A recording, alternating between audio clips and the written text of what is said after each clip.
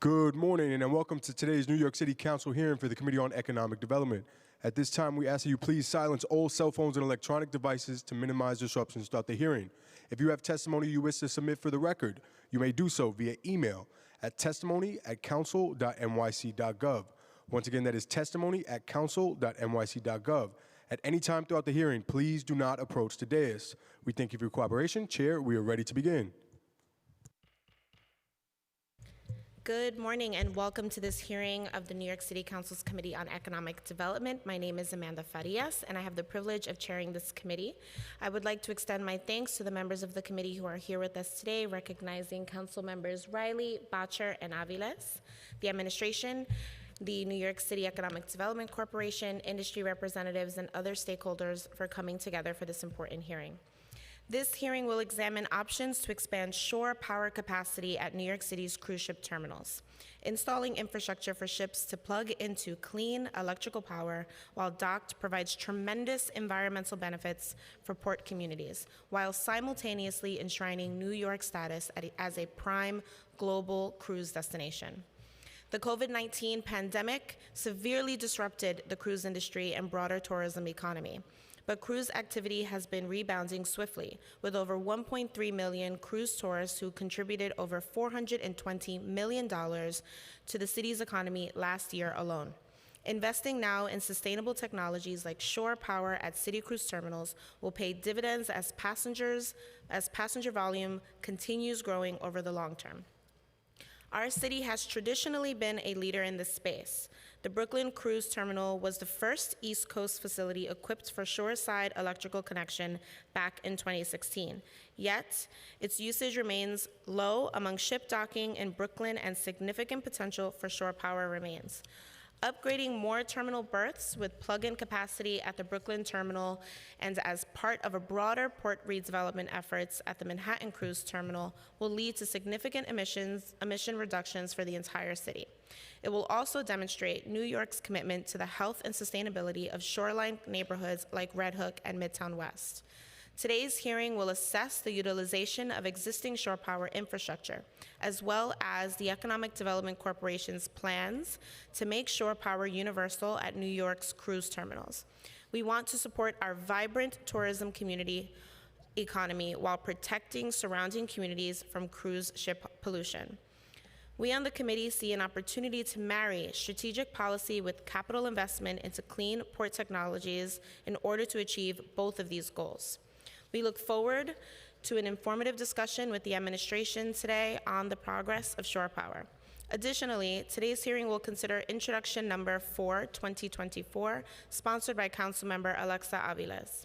This bill would mandate cruise ship terminals to utilize available shore power connections at city terminals, as well as require community impact mitigation plans addressing increased traffic and pollution from cruise passengers disembarking at the city's ports.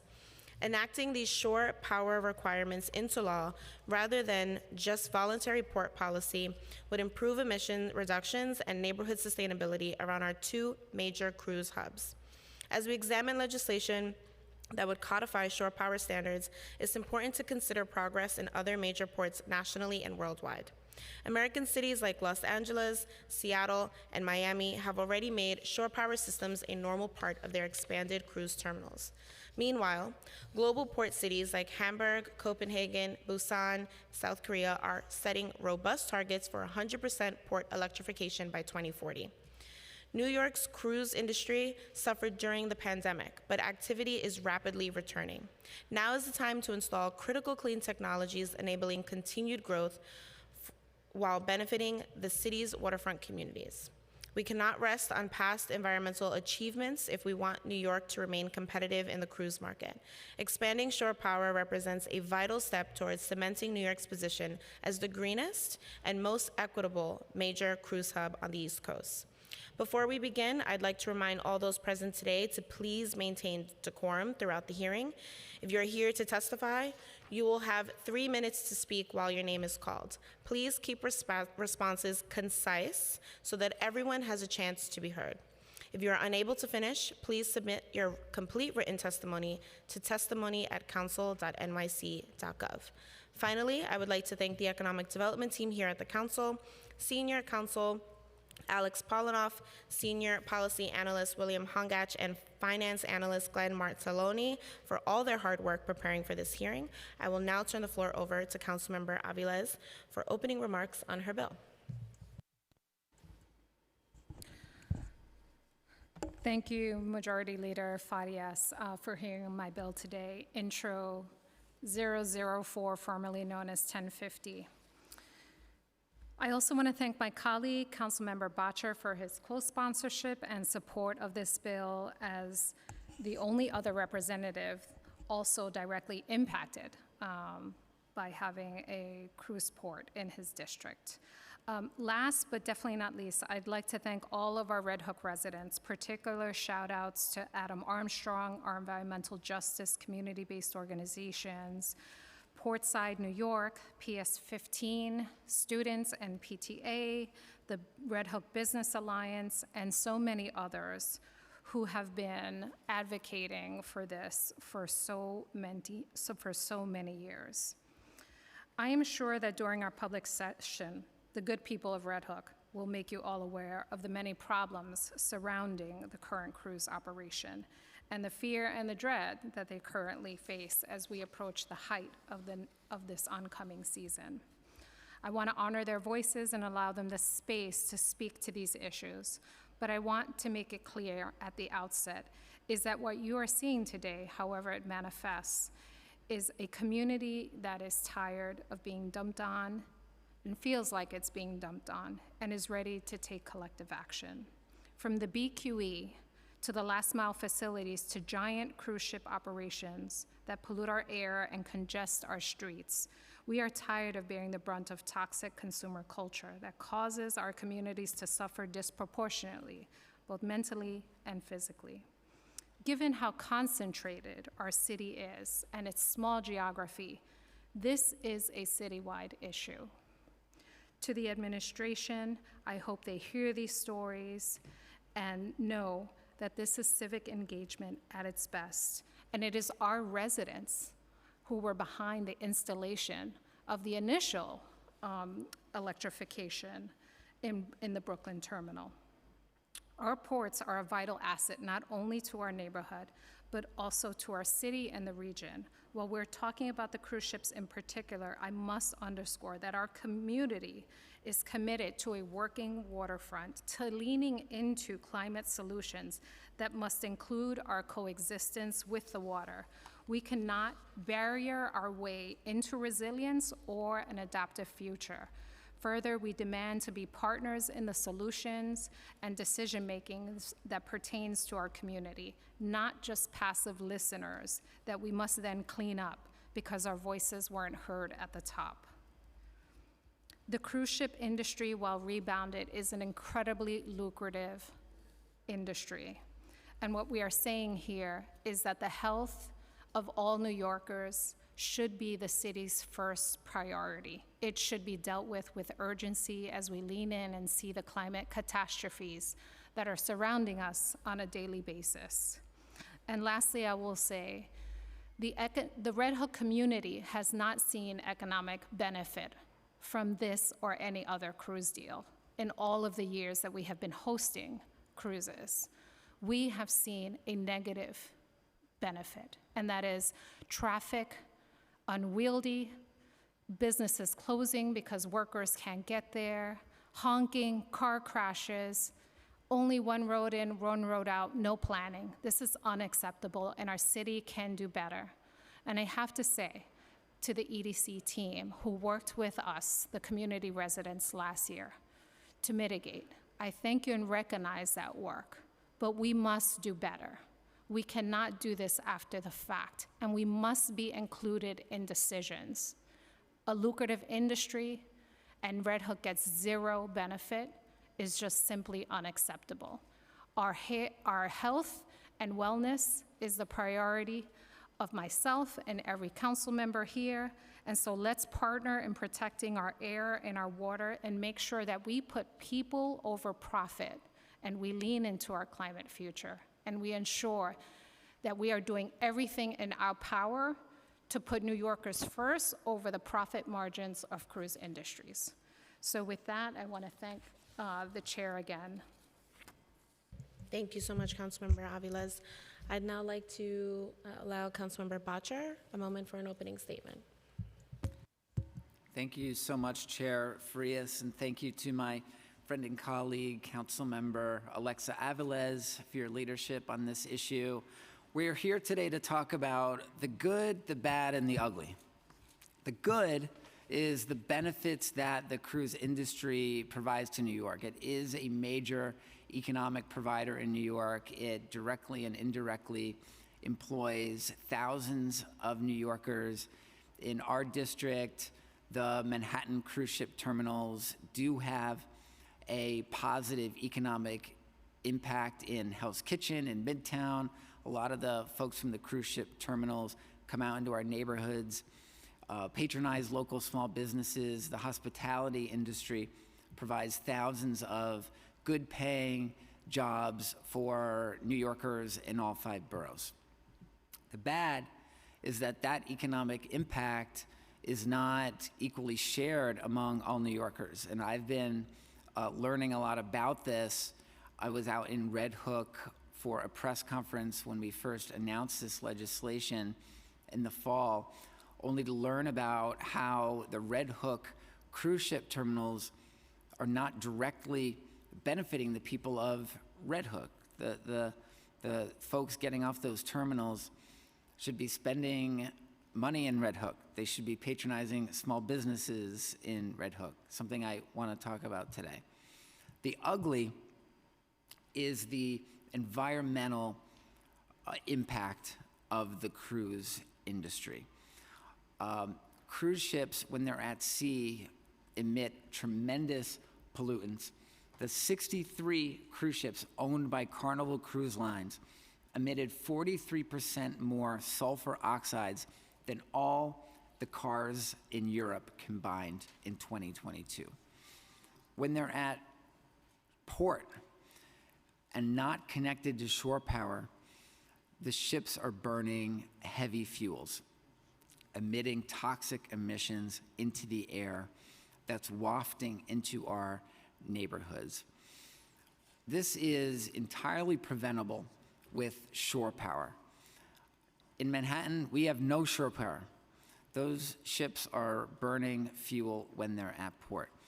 In Red Hook, they have the beginnings of shore power, not fully operational.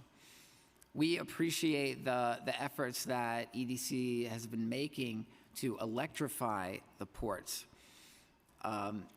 We've been told that everything is being done, it's full speed ahead, and that these ports will be electrified as soon as possible. What we're doing today with Intro 4, the legislation that we're hearing today, is we want to codify that process to ensure that it happens. Our health depends on it. The health of our constituents depend on it. So I look forward to a hearing today where we exercise our oversight authority as a city council, looking into all these issues, and our legislative authority codifying shore power in New York City for generations to come. Thank you, Councilmember Bottcher. I will now turn it over to committee counsel for swearing in. Good morning, Alex Polinoff, Senior Counsel. Would all members of the administration testifying today please raise your right hands? Do you all swear or affirm to tell the truth, the whole truth, and nothing but the truth in your testimony today, and to respond honestly to council member questions? We do. I do. Thank you. You may begin when ready. Good morning, Chair Farias and members of the Economic Development Committee. My name is Sabrina Lippman, and I serve as the Senior Vice President for Portfolio Management at the New York City Economic Development Corporation. I am joined today by my colleagues, Andrew Genn, Senior Vice President of Transportation, Mikkel Adgate, Senior Vice President of Government and Community Relations, and Felix Ceballos, Vice President in our Portfolio Management Department. As you know, EDC is charged with creating a vibrant, inclusive, and globally competitive economy for all New Yorkers. which includes but is not limited to promoting economic development and stewardship for the city's waterfront. To achieve our mission, we take a comprehensive approach through 4 main strategies. We strengthen confidence in New York City as a great place to do business. We grow innovation industries focusing on equity. We build neighborhoods as places to live, learn, work, and play. And we deliver sustainable infrastructure for communities and the city's future economy. As part of this mandate, EDC manages 64 million square feet of real estate across approximately 220 assets. We have a very broad portfolio of waterfront assets across all 5 boroughs, which includes the South Brooklyn Marine Terminal, the New York City Ferry Landings, the Brooklyn Army Terminal, South Street Seaport, Hunts Point Wholesale Markets, and St. George and Tompkinsville Esplanades, as well as the Manhattan and Brooklyn cruise terminals. Annually, the cruise industry serves 30 million passengers globally, with an average of 1.1 million passengers coming through our city, with a local economic impact of over $400 million annually. In New York City, the industry directly employs 2,000 full-time jobs across the hospitality, tourism, and transportation sectors, and an additional 500 jobs throughout other city industries. Each ship call supports 115 local union jobs and 100 seasonal jobs. We have forecasted that in 2023, more than 1.3 million passengers came to New York City and brought an estimated $420 million in local economic impact from spending by passengers and crew members. EDC is committed to sustainability, the development of the green economy, and climate resiliency for the city. The green economy is the city and EDC's vision for an economic future that puts human well-being at the forefront by decarbonizing our economy to address the existential risk of climate change, diversifying our economic base, and driving job creation in clean energy industries to create new opportunities for New Yorkers, while supporting the communities in our city that have historically been the most vulnerable to climate and environmental risk. This vision serves as the foundation for our current shore power work, and I want to be crystal clear that we absolutely share the Council's goals of Introduction 0004 and are committed to increasing the availability and utilization of shore power at both the Brooklyn and Manhattan cruise terminals, and improving traffic management within those local neighborhoods. The cruise industry is committed to transitioning to shore power as one of its strategies to reduce emissions and address climate change. Shore power is the process of providing electrical power from the ship to the shore while it's docked. It allows a ship's auxiliary engines to be turned off, and decisions regarding the safety and feasibility of using shore power where available is a decision that must be made by the ship's captain in consultation with electrical consultants. Currently, 40% of all cruise ships around the world are shore power capable. By 2028, the Cruise Line International Association, known as CLIA, reports that 71% of its member vessels will be shore power capable. Additionally, the industry has established a goal date of 2035 for all existing ships to be retrofitted with shore power capability. It is worth noting, as mentioned, that BCT, Brooklyn Cruise Terminal, remains the only shore power equipped cruise terminal on the East Coast. Similarly, even ports considered leaders in shore power, such as Seattle, are still working toward greater shore power capability with an aim to equip all home port cruise ships with shore power capability by 2030. Shore power is also a large financial savings for ships. They will connect whenever possible. The decision to connect to shore power is never arbitrary.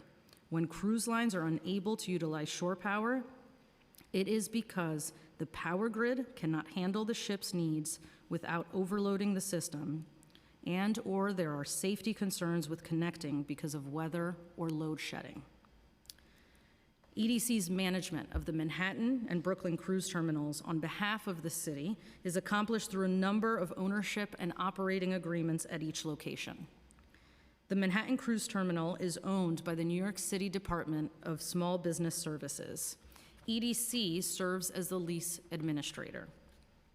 The Brooklyn Cruise Terminal is owned by the Port Authority of New York and New Jersey, and EDC serves as the lessee on site. The private company Ports America serves as the operator of both cruise terminals through an operating agreement with EDC in Brooklyn and through a lease agreement with the city in Manhattan. As the cruise terminal operator, Ports America provides services at the terminals to ships and their passengers. They receive requests from the cruise lines for berths and manage the docking calendar. The Brooklyn Cruise Terminal in Red Hook opened in 2006 and can accommodate one ship at a time. The existing shore power system at this site became operational in 2017 after a $19 million investment from the Port Authority, the Environmental Protection Agency, and New York State. This was the first shore power system for cruise ships installed on the East Coast of the United States and remains the only shore power capable terminal on the East Coast. It is among only 3% of ports worldwide that are connected or equipped with shore power. The system first installed was specifically designed for the Cunard and Princess ships that were primarily serving BCT at the time. Princess and Cunard ships always attempt to connect to shore power when they are docked at BCT, and in 2023, they connected successfully over 70% of the time. Generally, when ships do not connect or disengage, it is because of load shedding or when the power or the shore power supply is not sufficient to power the vessel. It would also have a negative impact on the neighborhood's power grid, weather dependent as well. To expand the shore power system's ability to connect with additional ships, EDC began conceptualizing a plan in late 2019 to fund and install a mobile cable positioning device on the pier apron. This project and many other capital projects were paused at the onset of the pandemic. We have aligned our budget and capital planning to prioritize this work because we understand and know how critical and urgent it is to improve the connection rates in Brooklyn and ensure that more cruise ships are able to access shore power. We are working with our vendor and our contractors and expect this work to be fully completed by the end of this calendar year, 2024. The Manhattan Cruise Terminal, located at Piers 88 and 90, can accommodate up to 3 ships at a time, and the vast majority of New York City's cruise passengers utilize this terminal. Due to the size and the complexity of this terminal, the adoption of a shore power connection will be a lengthy process, but it is one that EDC is steadfast and committed to pursuing. EDC initiated and is currently completing a feasibility study that will identify the next steps with respect to shore power at Manhattan Cruise Terminal. The final step of this study is receiving an energy load assessment from Con Edison. Following the receipt of this assessment, EDC will review options, funding opportunities, and develop an RFP for this project. While we want to be transparent about the uncertain timeframe and potential infrastructure challenges of bringing shore power to MCT, we remain committed to exploring and pursuing every avenue to do so. As part of our long-term strategy to ensure that the cruise industry fulfills economic and sustainability goals for the city, in fall of last year, EDC received board approval to enter into long-term agreements with 3 cruise companies: the Mediterranean Shipping Company, known as MSC, Carnival, and Norwegian Cruise Lines. The long-term agreements will govern approximately 80 to 85% of ships utilizing our terminals today, bringing stability to the industry and benefits to the city and neighborhoods that host these terminals. We know that we must do more to ensure that local businesses and communities experience the economic benefits of New York City's cruise and tourism economy. And that is why we pushed our long-term agreement partners to include unique advantages that have never been contemplated or achieved in previous agreements.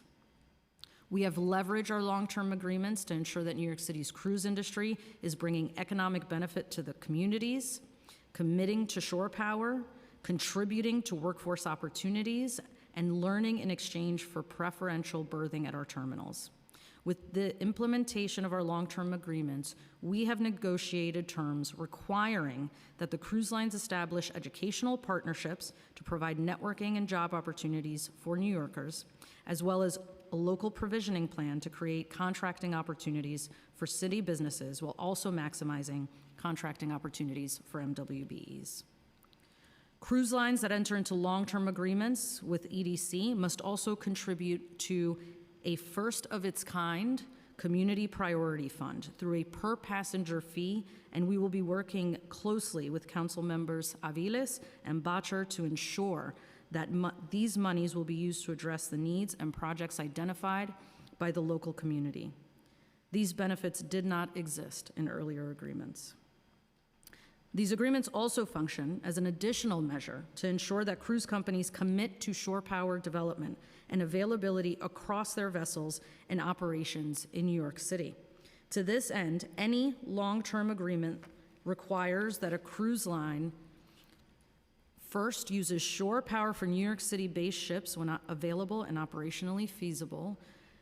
Second, commits to reduce emissions while in port where operationally feasible. And lastly, commits that all new ships calling into New York City after 2028 will have shore power connections, and that all older vessels will be retrofitted with shore power capability ahead of the 2035 Cruise Line International Association goal date.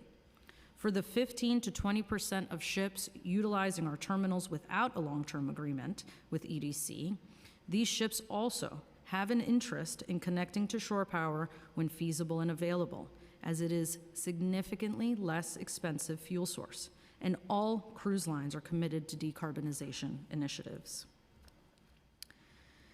We understand that cruise ships generate traffic impacts in the surrounding communities as passengers embark and disembark, and we are dedicated to minimizing these effects on local communities. We recognize that Red Hook has experienced significant traffic challenges last year when MSC began temporarily berthing in the Brooklyn Cruise Terminal. I want to sincerely thank Councilmember Aviles and her team for working with us and the community to identify and improve traffic flow through wayfinding improvements, improved circulation patterns, augmented ferry service, renewed signage and deployment of additional traffic agents. These mitigation strategies are closely coordinated with our partners and colleagues at the Department of Transportation, the New York City Police Department, and the Port Authority of New York and New Jersey. I also want to restate our commitment to continuous traffic planning and coordination with our partners, along with our goal of reducing personal vehicles and for-hire vehicles in and out of both terminals, and supporting more public transit uses. As a part of this commitment, any cruise line that is a party to a long-term agreement is required to share passenger data with EDC for transportation planning purposes. Turning to Introduction 0004, we want to thank the Council for your leadership on the important issues of sustainability and traffic planning. EDC is fully aligned on the goals of improving shore power connectivity at Brooklyn Cruise Terminal, implementing shore power at the Manhattan Cruise Terminal, and improving traffic planning in both communities. This commitment is reflected by our long-term agreements and our ongoing work to address climate change, develop renewable energy, and create sustainable infrastructure across the city. We look forward to discussing these issues further to ensure that we are addressing the impacts to the communities on the ground. Thank you so much for the opportunity to speak with you today, and we are happy to answer any questions you may have. Thank you so much for your testimony. I'm going to yield my time temporarily to allow my colleagues to ask their questions first. I'd like to call on Councilmember Aviles. Thank you so much, Chair. Thank you to the EDC for your testimony. I think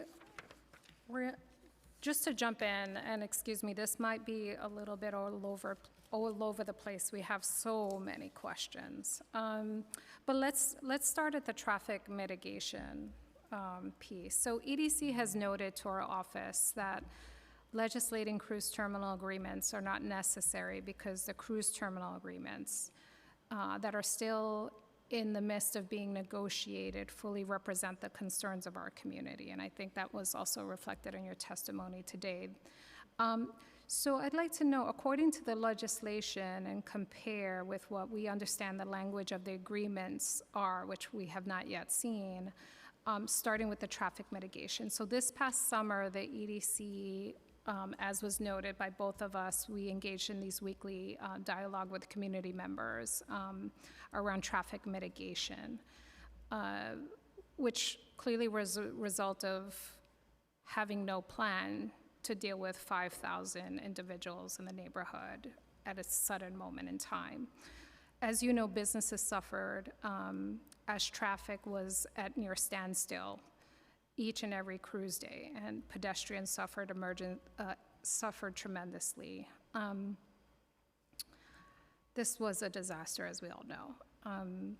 In the presentation to our office, you noted that the current cruise agreement will require operators to conduct a voluntary survey of passengers to be completed by guests at the terminal, asking a few key questions. The percent of passengers participating in airfare, the origin of passenger, and the total amount of dollars spent in New York City.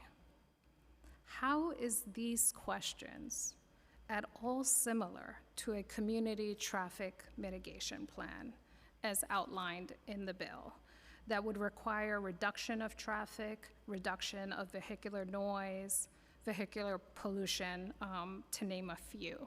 How do these three survey questions equate an actual traffic mitigation plan and investment to make sure that that plan gets properly implemented? Yeah, thank you, Council Member, for that question.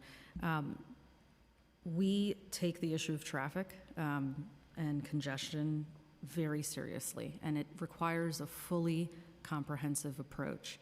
The collection of passenger data is critical for us to be able to understand point of origin for passengers. The cruise lines do have shuttle service to and from airports, but this will allow us to stand up additional shuttle service in addition with expanding our transit options. That is only one facet of how we mitigate traffic. I want to hand it to my colleague, Mikkel, to elaborate. Thank you, Sabrina. Good morning. Good morning, Councilmember Aviles. Thank you for the question. I think, so to be clear, our read of the bill and the language around traffic mitigation specifically calls on the specific cruise lines to have their own traffic planning efforts. And our proposal back to you and back to the committee is a more comprehensive approach to community traffic planning with plans for Brooklyn Cruise Terminal and Manhattan Cruise Terminal that reflects not just individual cruise lines, but the total ecosystem of the types of ships that are coming in. I think that also we want to speak to the fact of challenges that we've heard from the community about provisioning trucks coming in and idling, the timing of those trucks, looking at a more comprehensive approach to community planning for each terminal, and doing that in a way that includes the community's voices, because as you mentioned in your comments, we have learned a significant amount from the stakeholders of Red Hook about how these traffic issues have had a negative impact on the neighborhood. And so as we think about comprehensive planning, we want to make sure that we have a more holistic approach rather than looking at the individual cruise lines to do that. One thing I would also add to that effort is you asked about like what is the financial commitment to that type of work. And I want to highlight something that Sabrina mentioned in her testimony in terms of the work that was done with the Department of Transportation, the Police Department, the Port Authority of New York and New Jersey, as well as with our traffic consultant, WSP. There were real dollars put into that work. The traffic enforcement agents that we've hired every time that the ship comes in to ensure that we are actually putting our resources into that planning effort. So I guess in response, our suggestion in the bill, our interpretation of the bill is not that each cruise industry would decide how they were going to mitigate traffic in our community. In fact, we've been voicing quite the opposite. Even with when NYPD officers have come in from other parts of the city and did not know the neighborhood at all, created more of a problem. So I'm not sure where this interpretation is, that it would be the individual cruise lines. Clearly, EDC, through its port operator, should be engaging in a full comprehensive plan that obviously includes us, and includes the cruise operator who is in the community and would know the nuances of the community, which I think would be very different, certainly in Manhattan, than it is in Red Hook. I think the point that I'm driving at is that the survey of passengers does not equate a full comprehensive traffic mitigation plan and the investment that it requires. And I would like to know from the EDC, what is the full amount of concrete investment that was actually made? There was a good number of gestures put forward. Obviously, the most concrete one is the traffic consultant who did very concrete work. So I would love to know very clearly what the actual investment was into Red Hook around traffic mitigation, and what is going to be the investment moving forward, since a good number of the issues actually were not fully addressed, and we will see repeating again in this cruise time. Thank you, Council Member. Before I hand it over to my colleague to answer the questions about the investments to date, I do just want to be clear that we agree with you that survey questions from the cruise industry do not represent a comprehensive traffic mitigation plan, and it's certainly not our intent to imply that it does. The intention is to be clear that the data that those cruise companies provide to us will be critical for thinking about creative solutions for ensuring that their passengers are not always driving personal vehicles or taking rideshare services into the neighborhoods. So if we have more clear information about where their passengers are coming from, it helps us to make smarter decisions about things like shuttles and increased ferry service and other public transportation opportunities. But I do want to kick it to Andrew, who leads our transportation team, who's really worked very closely with our transportation planning consultants. Yes, thank you, Mikhail, and thank you, Council Member. I think the best way to answer the question is to say that our commitment already we've spent about $350,000 towards a mitigation plan, and we intend to spend more until we get it right. I want to emphasize that EDC is committed to getting it right. I also want to give you a little history, because I've been here at EDC for a bit. There was a traffic transportation plan done in 2015. I also want to emphasize that when EDC leased Piers 11 and 12 to build the Brooklyn Cruise Terminal in the early 2000s, it was explicitly done so that the entrance and exit to the terminal would be away from the commercial corridor on Van Brunt Street. And for many years, that worked very, very well. What changed was, like all of the maritime industry, the ships have gotten larger, and that's affected both, passenger ships as well as cargo vessels. And so what our commitment now is updating all of that work using WSP as our consultant. One of the things that they had recommended was really to understand the origins and destinations of the cruise passengers so that we can catch the passengers from where they're coming, use shuttle buses, use mass transit to the largest extent possible so that there are fewer vehicles coming into Red Hook. At the same time, the commitment to use the traffic enforcement agents to supplement NYPD and traffic agents during those cruise events has really proved beneficial.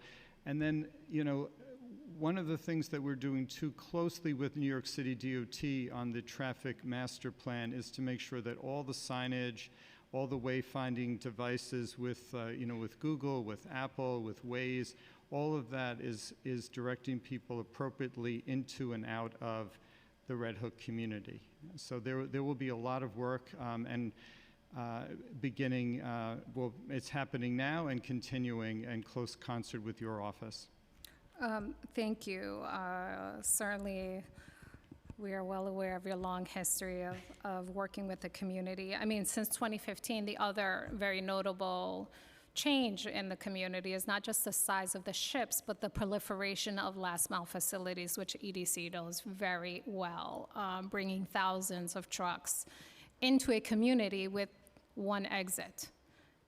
So how none of this was considered with a ship with 5,000 individuals and 2,500 staff employees to service the ship is mystifying to me, quite frankly.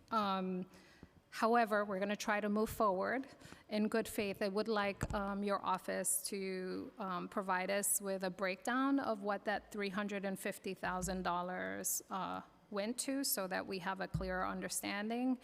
And moving forward, what is it going to tangibly look like? Because there are still many signs that haven't been posted. There are still many issues that remain. I would like to know how much NYPD resources were utilized to subsidize the cruise industry.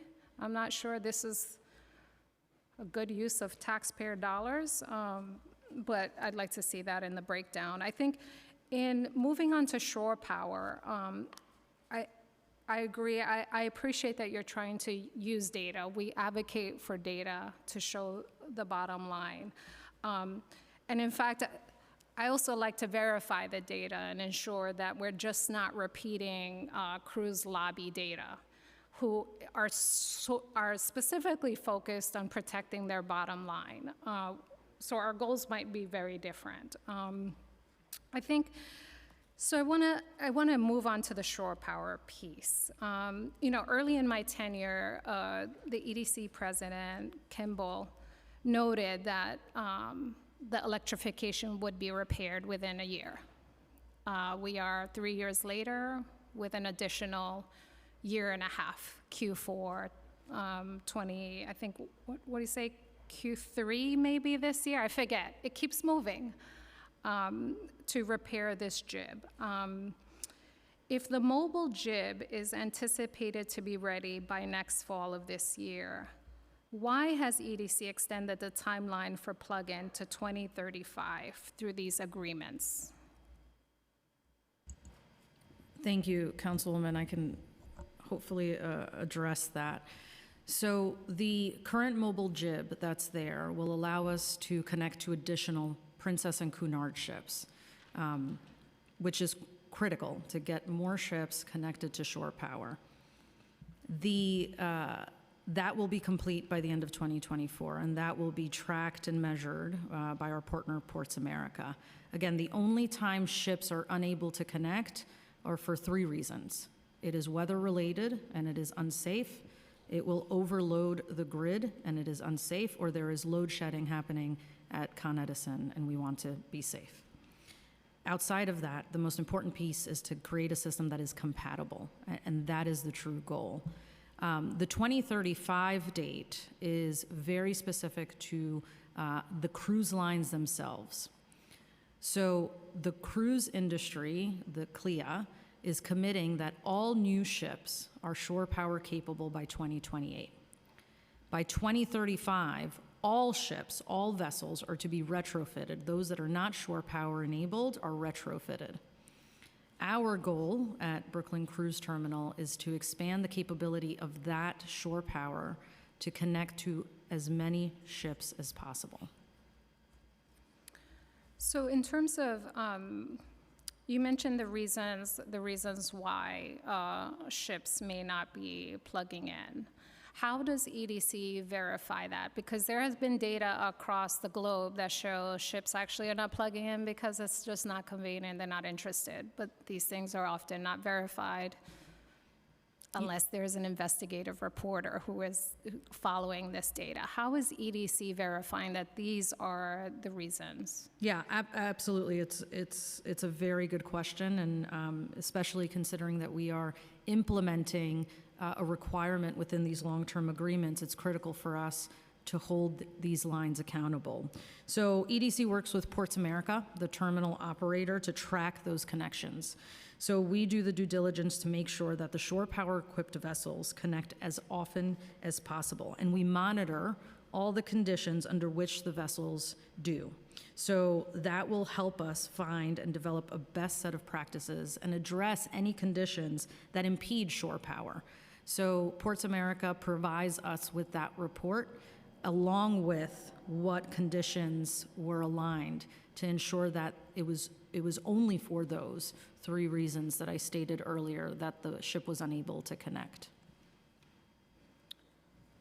So it's Ports America reporting to EDC that, and they're documenting why the hookups haven't happened. Correct.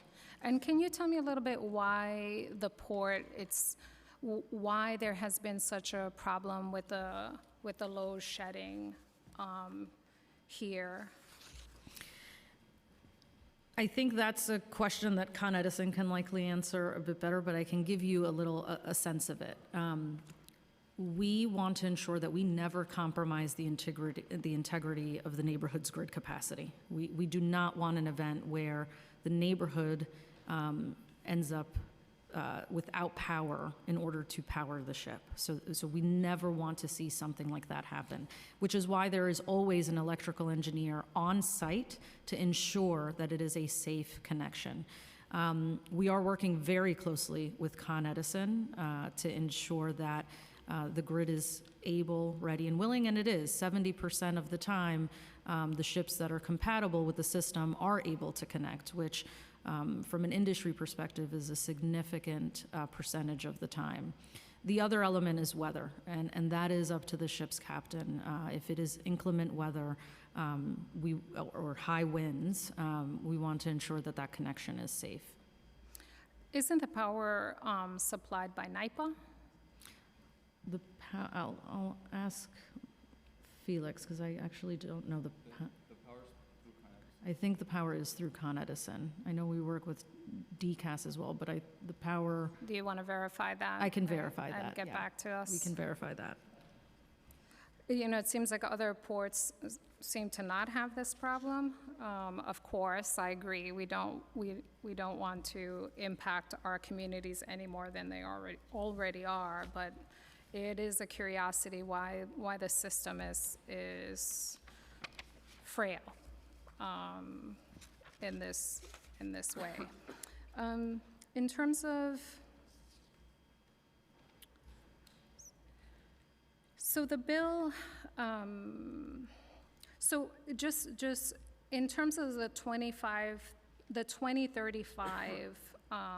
timeframe, that is determined by the cruise operators, not by New York City mandates to meet climate goals or the actual health impacts that we're experiencing now. I just want to be clear where EDC is getting their direction from.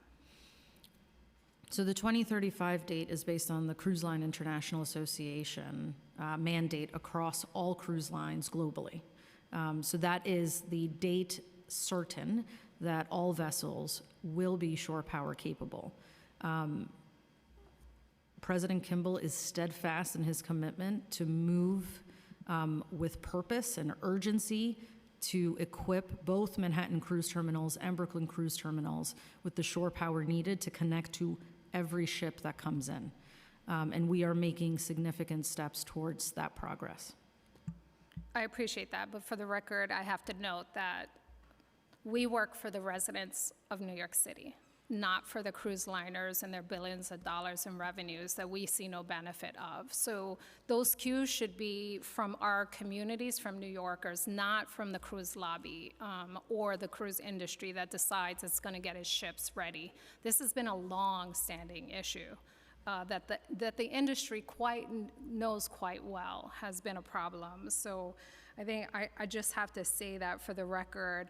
I feel like there is there's a different boss in the room, and it somehow is not us, and I find that deeply problematic. Can I elaborate, Councilwoman? Please, Because I please. understand that frustration, and I think a lot of the frustration also stems from there is no universal standard for shore power, and that complicates things. Because what it means is we want to make thoughtful and effective investments in shore power, and we don't want to repeat the mistakes of the past. We want to build systems that are going to connect to these ships that are retrofitting or new ships. And so the reason we have referenced CLIA, it is not to say that we're following them, but we want to make sure the shore power we are expanding at our terminals is compatible, because there is no universal standard. And we do support a universal standard and are working with that industry to try and implement one, because we want to be the leading, we want to be on the cutting edge and leading this initiative. But that does complicate things. Yeah, I appreciate that. And also New York City, this market is probably one of the largest markets for the industry themselves, and our market share is significant, and our capital is significant. And like other sustainable technologies, we don't wait till other people decide to build them at their profit margin. We ensure that we create the market and the incentives to do what's right at bare minimum. I think the 2035 deadline is just too far out. It's too far out and benefits the cruise industry more than New Yorkers. But I'm gonna move on. In terms of, so the bill we introduced requires that the contracted entity be responsible for monitoring the operator's compliance with shore power plug-in. However, the EDC claims, that this is not necessary because the cruise agreements ask operators to reduce emissions where feasible and where it does not cause financial harm to the operator or create a safety concern. How are these things at all similar, especially when financial harm is not defined?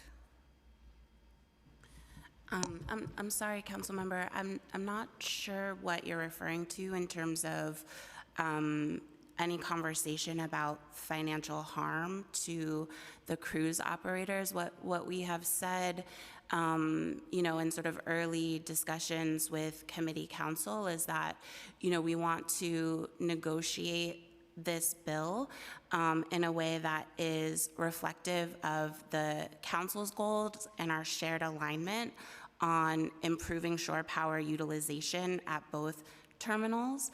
The cost to be able to do that, yes, is something that the city and EDC need to manage in terms of the financial commitments and the capital planning.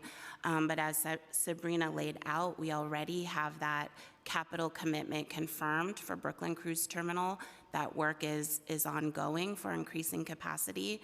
And then once the feasibility study is complete for Manhattan Cruise Terminal, then we'll have an understanding of what the cost is and what infrastructure improvements would be needed in order to bring shore power to the Manhattan Cruise Terminal. So I apologize if there was confusion in that conversation, but what we want to be clear is that from a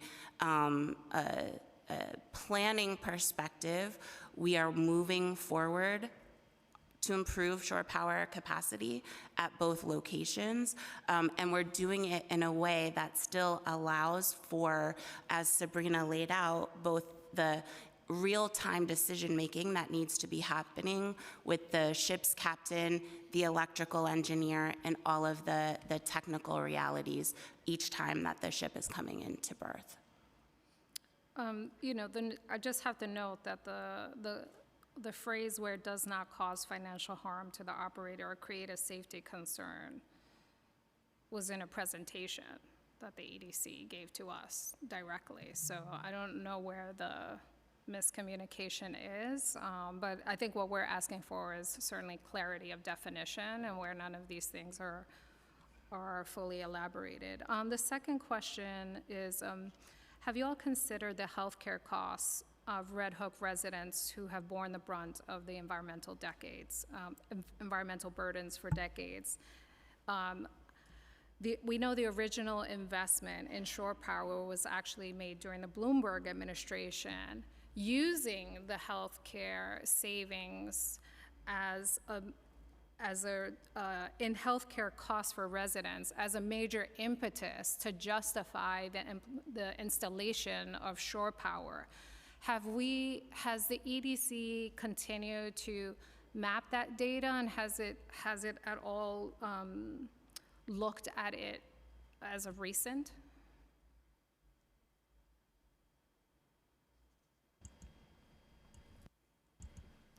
Thank you, Councilwoman, for that. I think I'll pass it to my colleague, Mikkel Adgate, to elaborate. Yeah, thank you, Sabrina, and thank you for the question, Council Member. As you know, EDC's mission surrounding economic development is different from our colleagues at the Department of Health and Human Hygiene, Mayor's Office of Climate and Environmental Justice.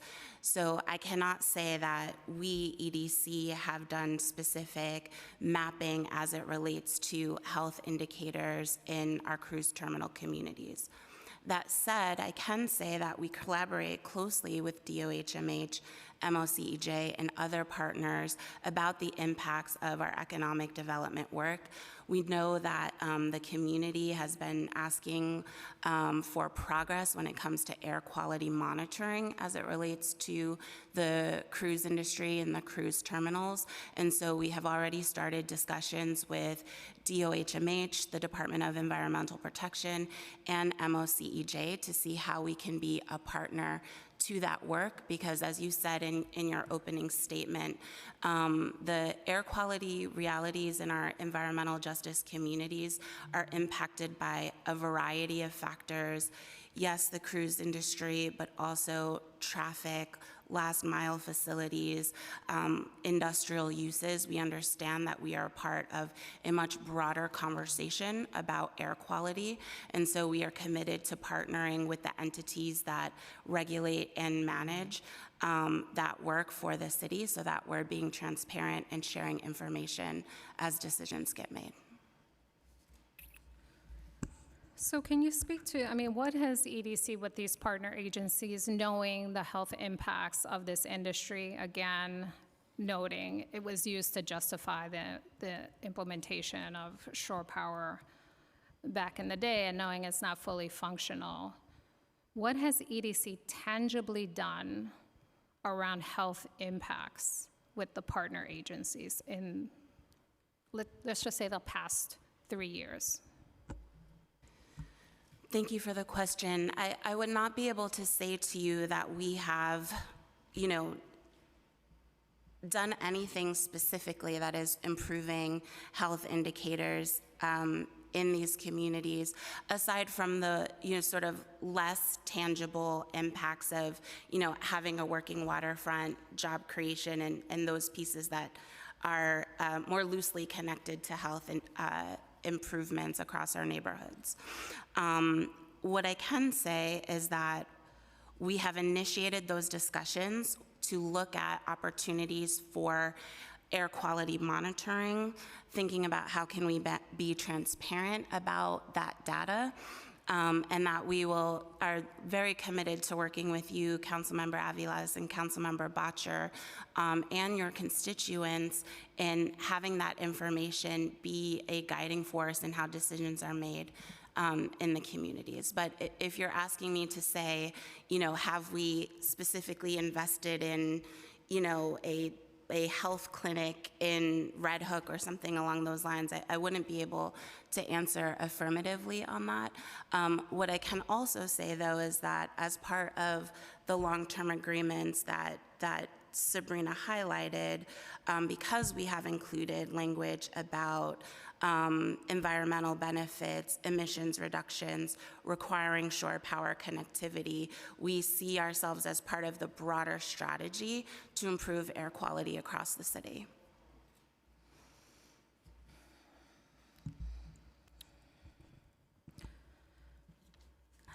And actually, Councilmember, I should say, I thought of one more thing that I do want to hand over to Andrew Genn to speak to, which is our work on the Blue Highway and working to reduce traffic in our neighborhoods. As you mentioned in your opening remarks, being able to use our waterfront more holistically to move goods, to move people, is a critical strategy in getting vehicle emissions down and getting cars off the road. And so in terms of your question about tangible things that we are participating in, I would like Andrew to speak to that work. Thank you, Mikkel. And Councilmember, before I go into that, I do want to stress that across the globe, the issue of fuels burned by ships at sea has been addressed through treaties, through the International Maritime Organization, which is the United Nations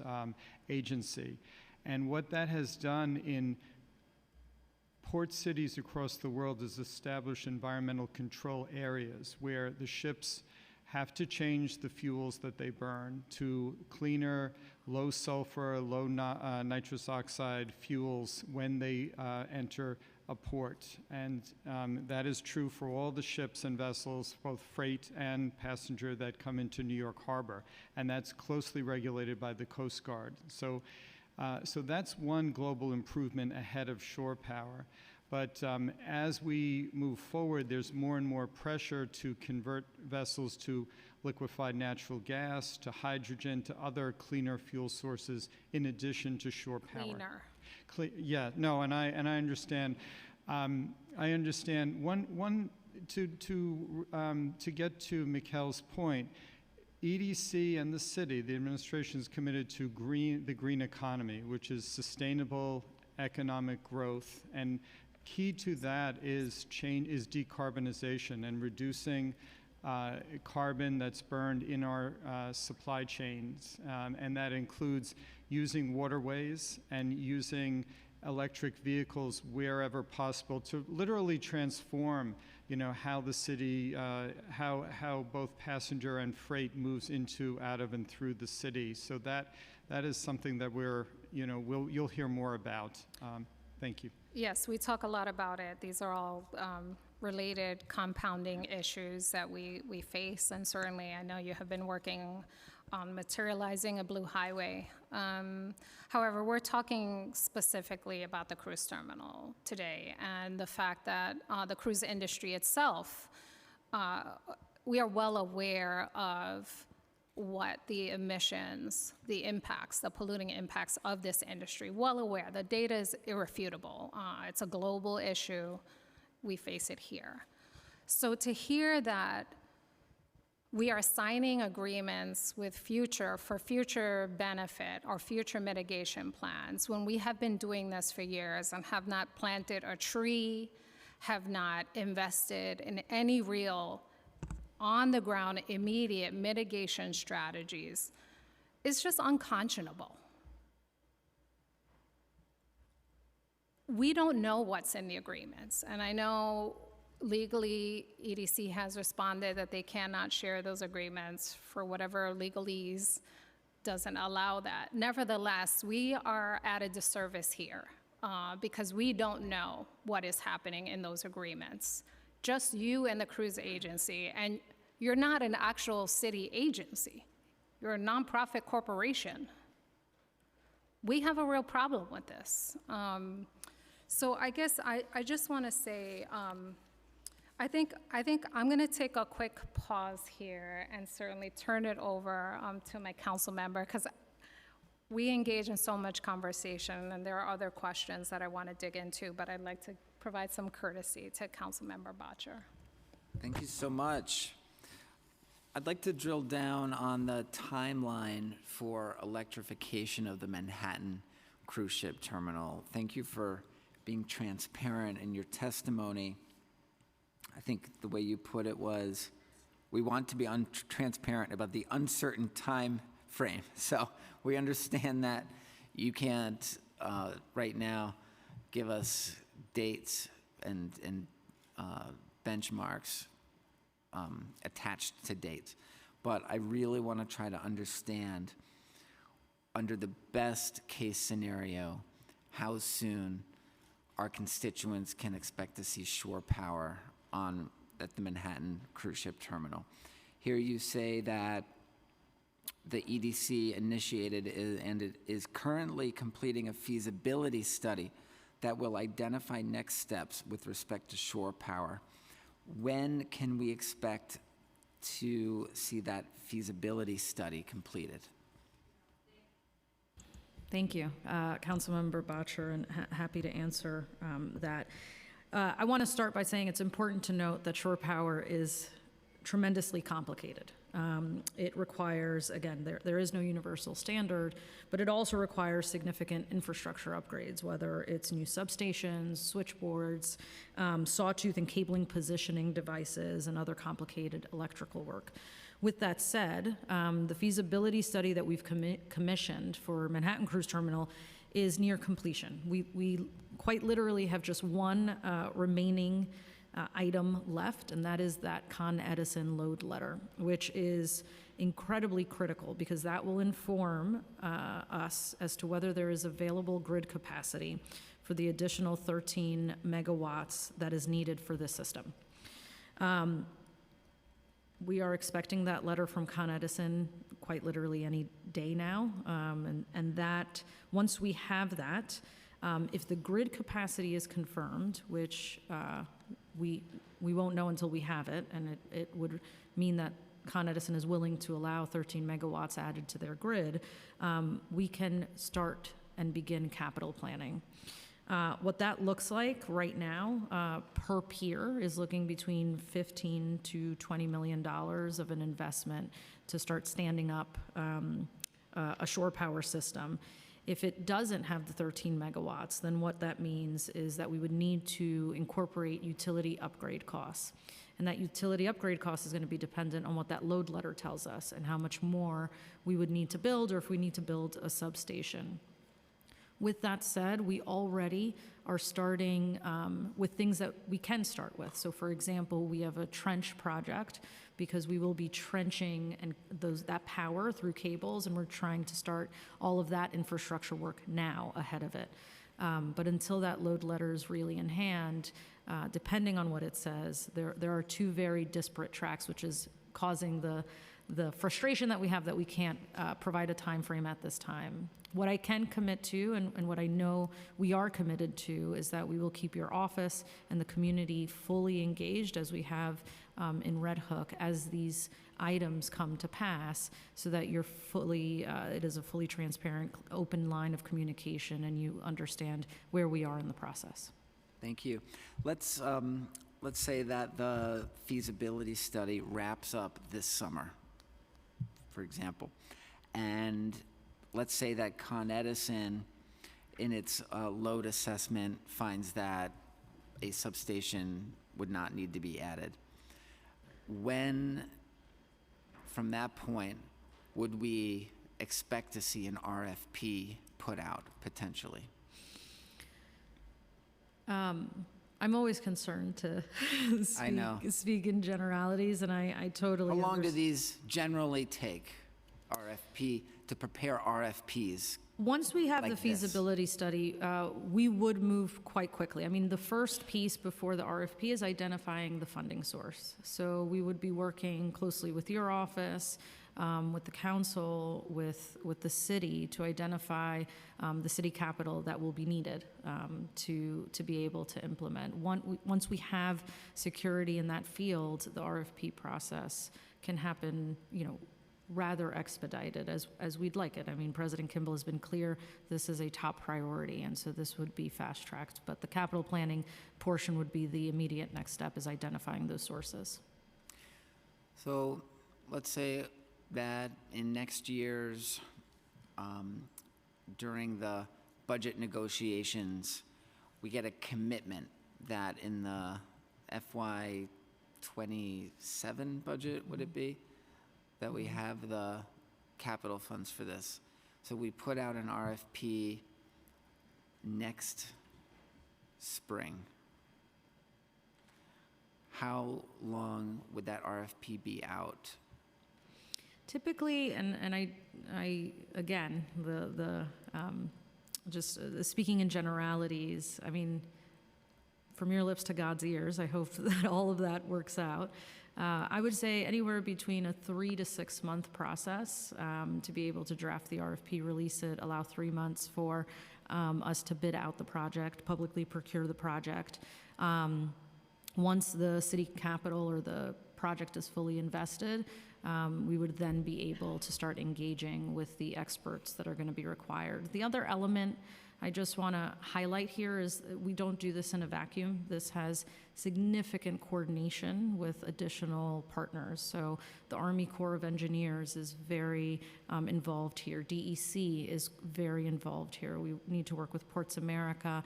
And so Hudson it River is... Park. Yes, correct. Hudson River Park Trust is another critical stakeholder, as is the community and your office. And so we would need to all work together towards those timelines. So the project is, let's say it's fully funded in the FY '26 budget. We're in the middle of next year. An RFP goes out middle of next year. The responses come in at the end of next year, 2025. Construction starts in 2026. At this point, as much as I want to, what I can say is if all the stars align and we're able to get what we need, our goal is to issue and begin which is why we conducted this feasibility study and we're concluding it, is to get shovels in the ground as soon as possible. That's as much as I can say right now. These are our multi-year capital projects once shovels get in the ground. Absolutely. It is very conditional. I mean, as I'm sure all of you know, our waterfront is aging. It requires significant investment. And we have to do this in considering all of the substructure that's in place, make sure we're doing it the right way. So yes, these are multi-year and very intensive and complicated projects that would be underway to enable the terminals with shore power. So And it deserves it. Right. Under the best of circumstances, the best case scenario, we really are talking about years before these ships are plugged in to shore power. What can be done in the interim to help reduce the emissions from these ships? What's on the table in terms of the filtering technology and other methods? Yeah, it's a great question, and that's something that we work very closely with both the Cruise Line International Association, but with the cruise lines directly.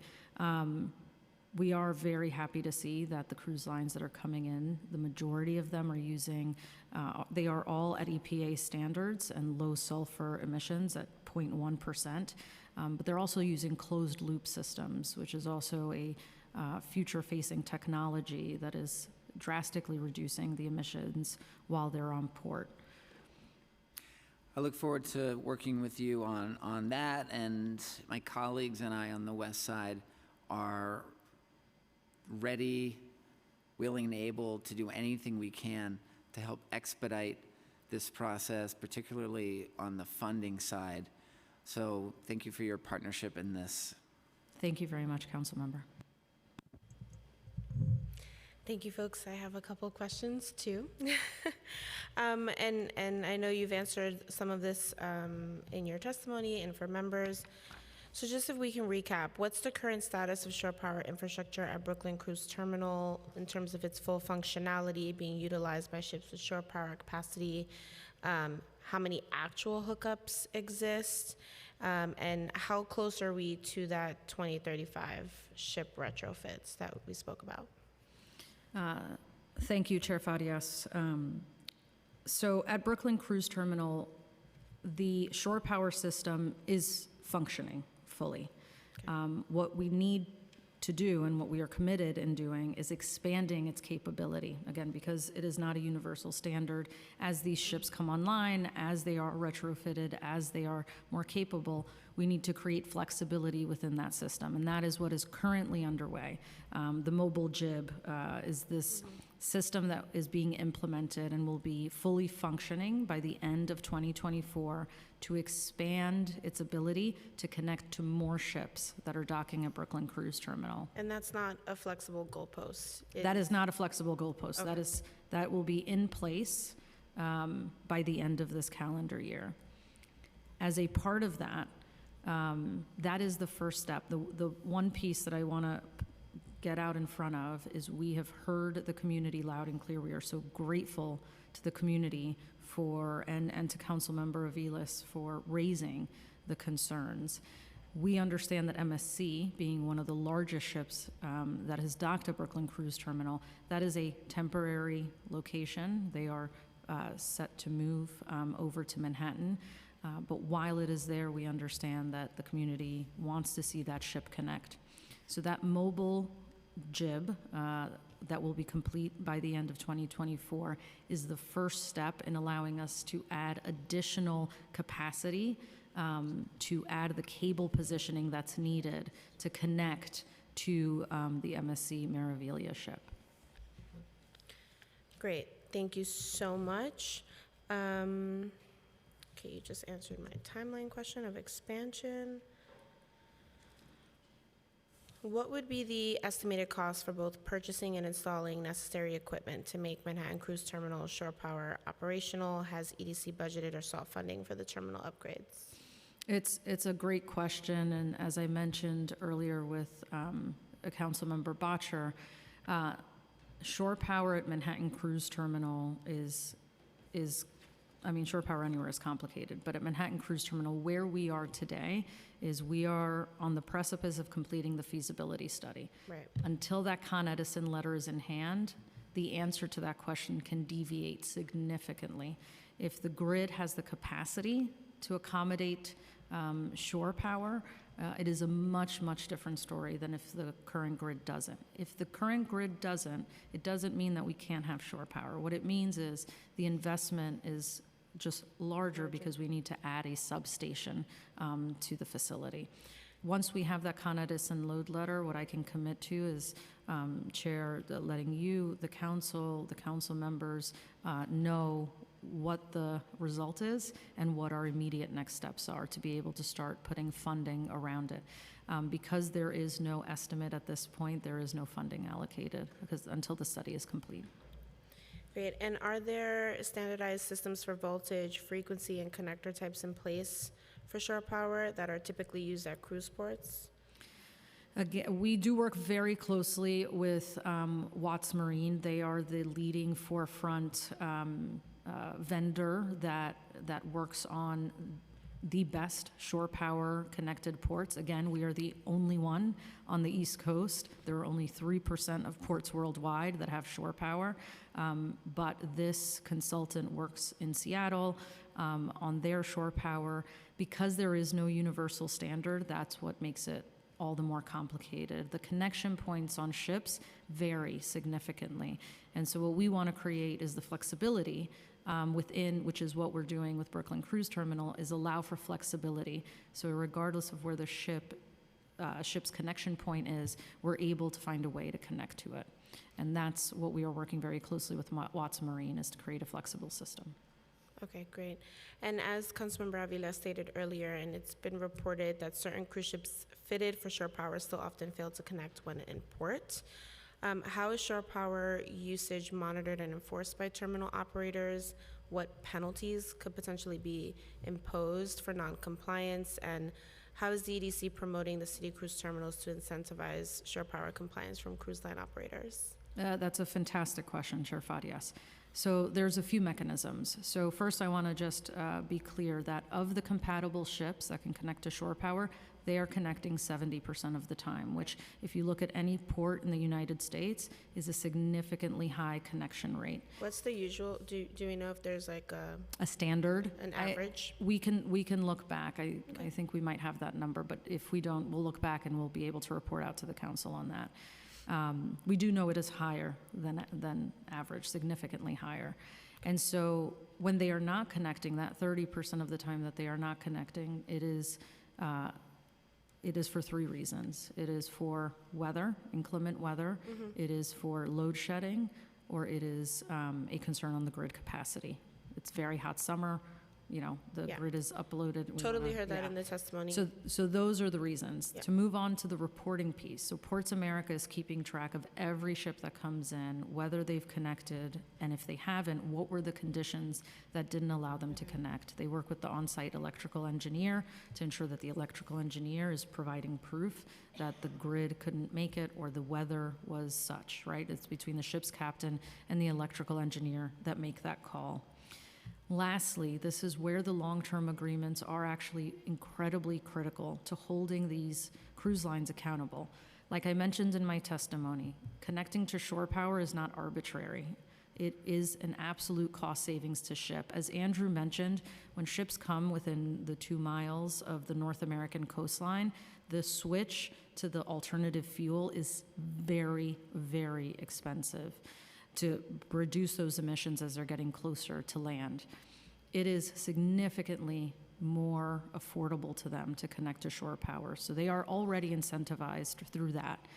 But that's not enough, which is why in the long-term agreements, what we've done is built in a mechanism as a part of the long-term agreements, just because I don't think we mentioned this. The idea is you give preferential berth. So it's not increasing cruise traffic. It just allows the cruise lines to book the berths instead of, immediately they book it, they get preferential berth days. Not birthdays, but birth days. So in exchange for that, we are able to extract an enormous amount of community benefit, and that is what we're doing through these agreements. If they are not connected to shore power, there are incentive fees that are baked in because they pay dockage and wharfage per passenger that are completely redacted, and they no longer, so there is a financial penalty to the cruise lines if they do not connect to shore power if it was feasible. Okay, do we know off the top of mind right now, penalty fees, how big they are? It does vary between cruise line depending on when they're coming in, those preferential birthdays. If we can definitely get back to you and give you that number. Yeah, that would be per helpful. line. And just any data around percentages per quarter, per year, however you want to give it, of like who has actually been in violation or non-compliance and issued penalties. And then just in terms of the lease agreements, we haven't, and I think, I don't want to be misquoted here, but in over a decade has this committee heard anything around shore power. So I don't quite know all of the details of the lease agreement. So what data do we collect or have we in terms of lease agreement implementation on hired workers, MWBE contracts, job opportunities locally, some of those points that you referenced in your testimony? Yeah, thank you, Chair Fadias. So, just to be clear, so these are long-term agreements. So they're not lease agreements. What they are an opportunity for, and the reason we feel strongly about them is because it is the mechanism where we can hold cruise lines accountable. Most ports around the world just allow cruise ships to dock and keep moving. What we're doing is creating meaningful and documented partnerships with these businesses in order to hold them accountable. what we've built into these long-term agreements is first of its kind in many, many ways. So there are a few points that are in there, and the way, and there is a tracking mechanism, and those incentive fees are the way that we are able to ensure that they are meeting those needs and that they are guaranteed those days, which they have, they are very keen on making sure that they're able to have. Okay, so how do we know the percentage of MWBE contracts from the cruise lines, for example? So the reporting requirements are built in to the long-term agreements. I don't know if Mikkel, if you want to elaborate. So there's annual reporting that'll be done on local provisioning. So there's a few categories. There's local provisioning, ensuring that New York vendors are supplying food, flowers, other services to the site. There's workforce development and local educational partnerships that need to be built, planned for, and executed on, that they need to report out on an annual basis. There is the emissions reduction, both ensuring that they meet and exceed EPA standards, but that they are connecting to shore power as a requirement.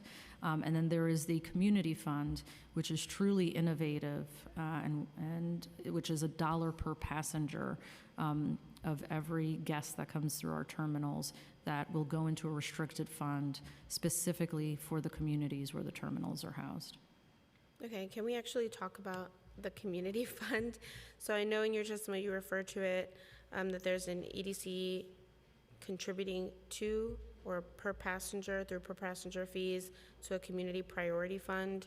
Can we talk about what the fund is, how it was established, what's within it, how it's utilized? Yeah, thank you very much, Council Member.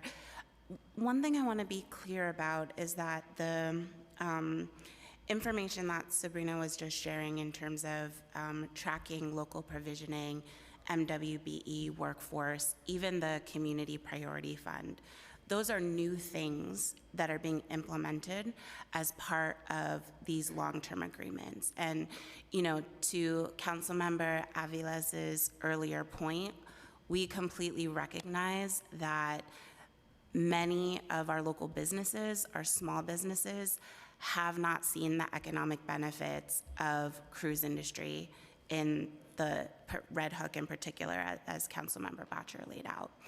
And so part of the impetus of negotiating these long-term agreements was to take corrective action to ensure that we are being very intentional about how this industry and how we are thinking about economic development from a sense of equity and from supporting our local businesses. So to your question of what kind of tracking has been done historically, the answer is none.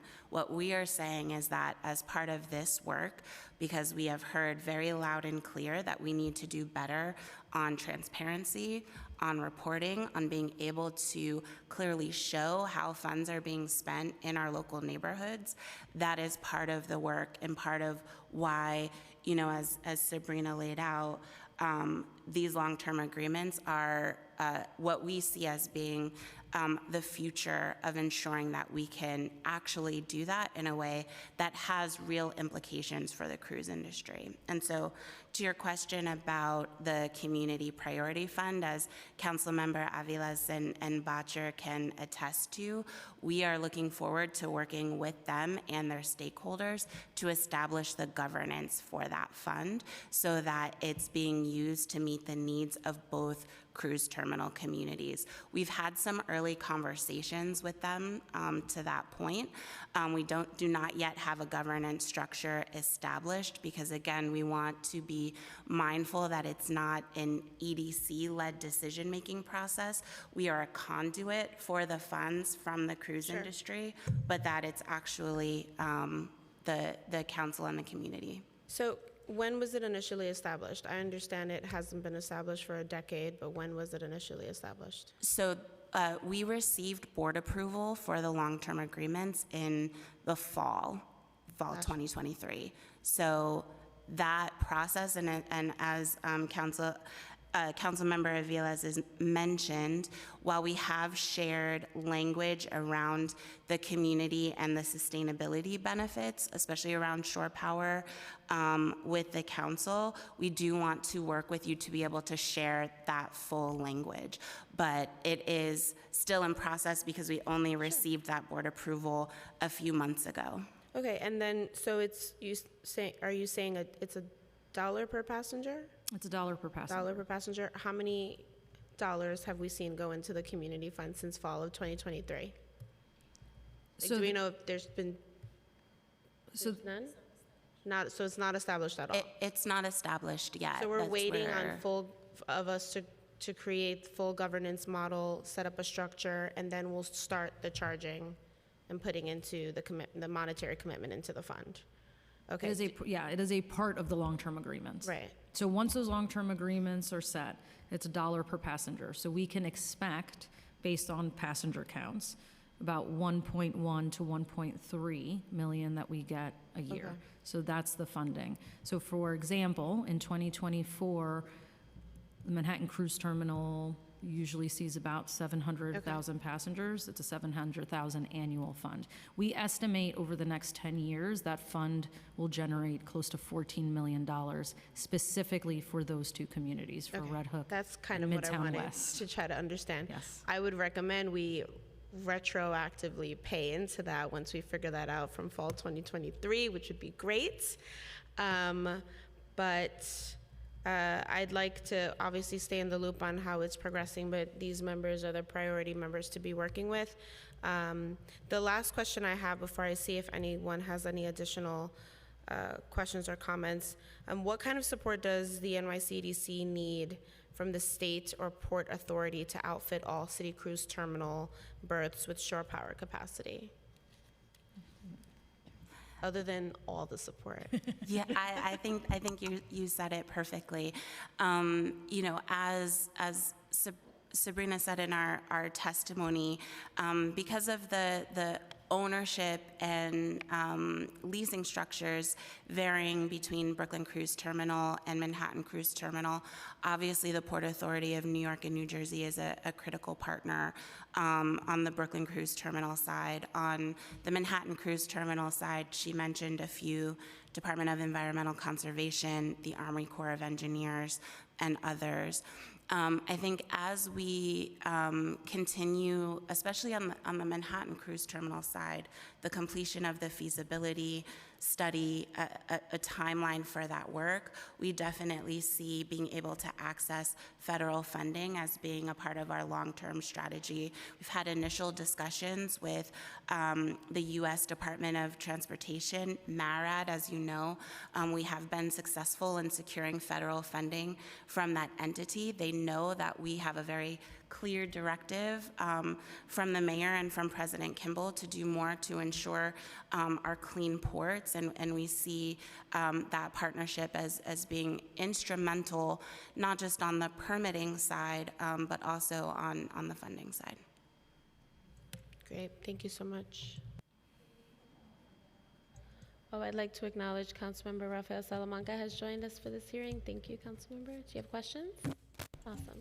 Thank you, Madam Chair. First, I want to congratulate you, Councilwoman Aviles, on this bill. I was part of a meeting yesterday, and we were reviewing bills, and I was extremely impressed with this, and I would love to be signed on to this bill.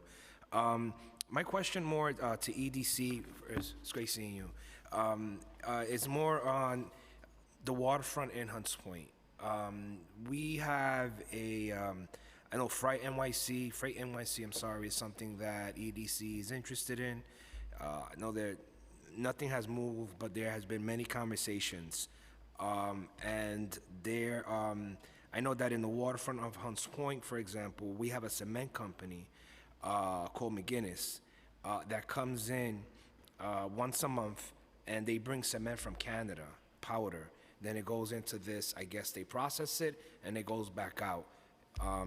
The community was extremely supportive because it eliminated thousands and thousands of truck miles coming into Hunts Point, in and out, opposed to now it's just, you're just going out.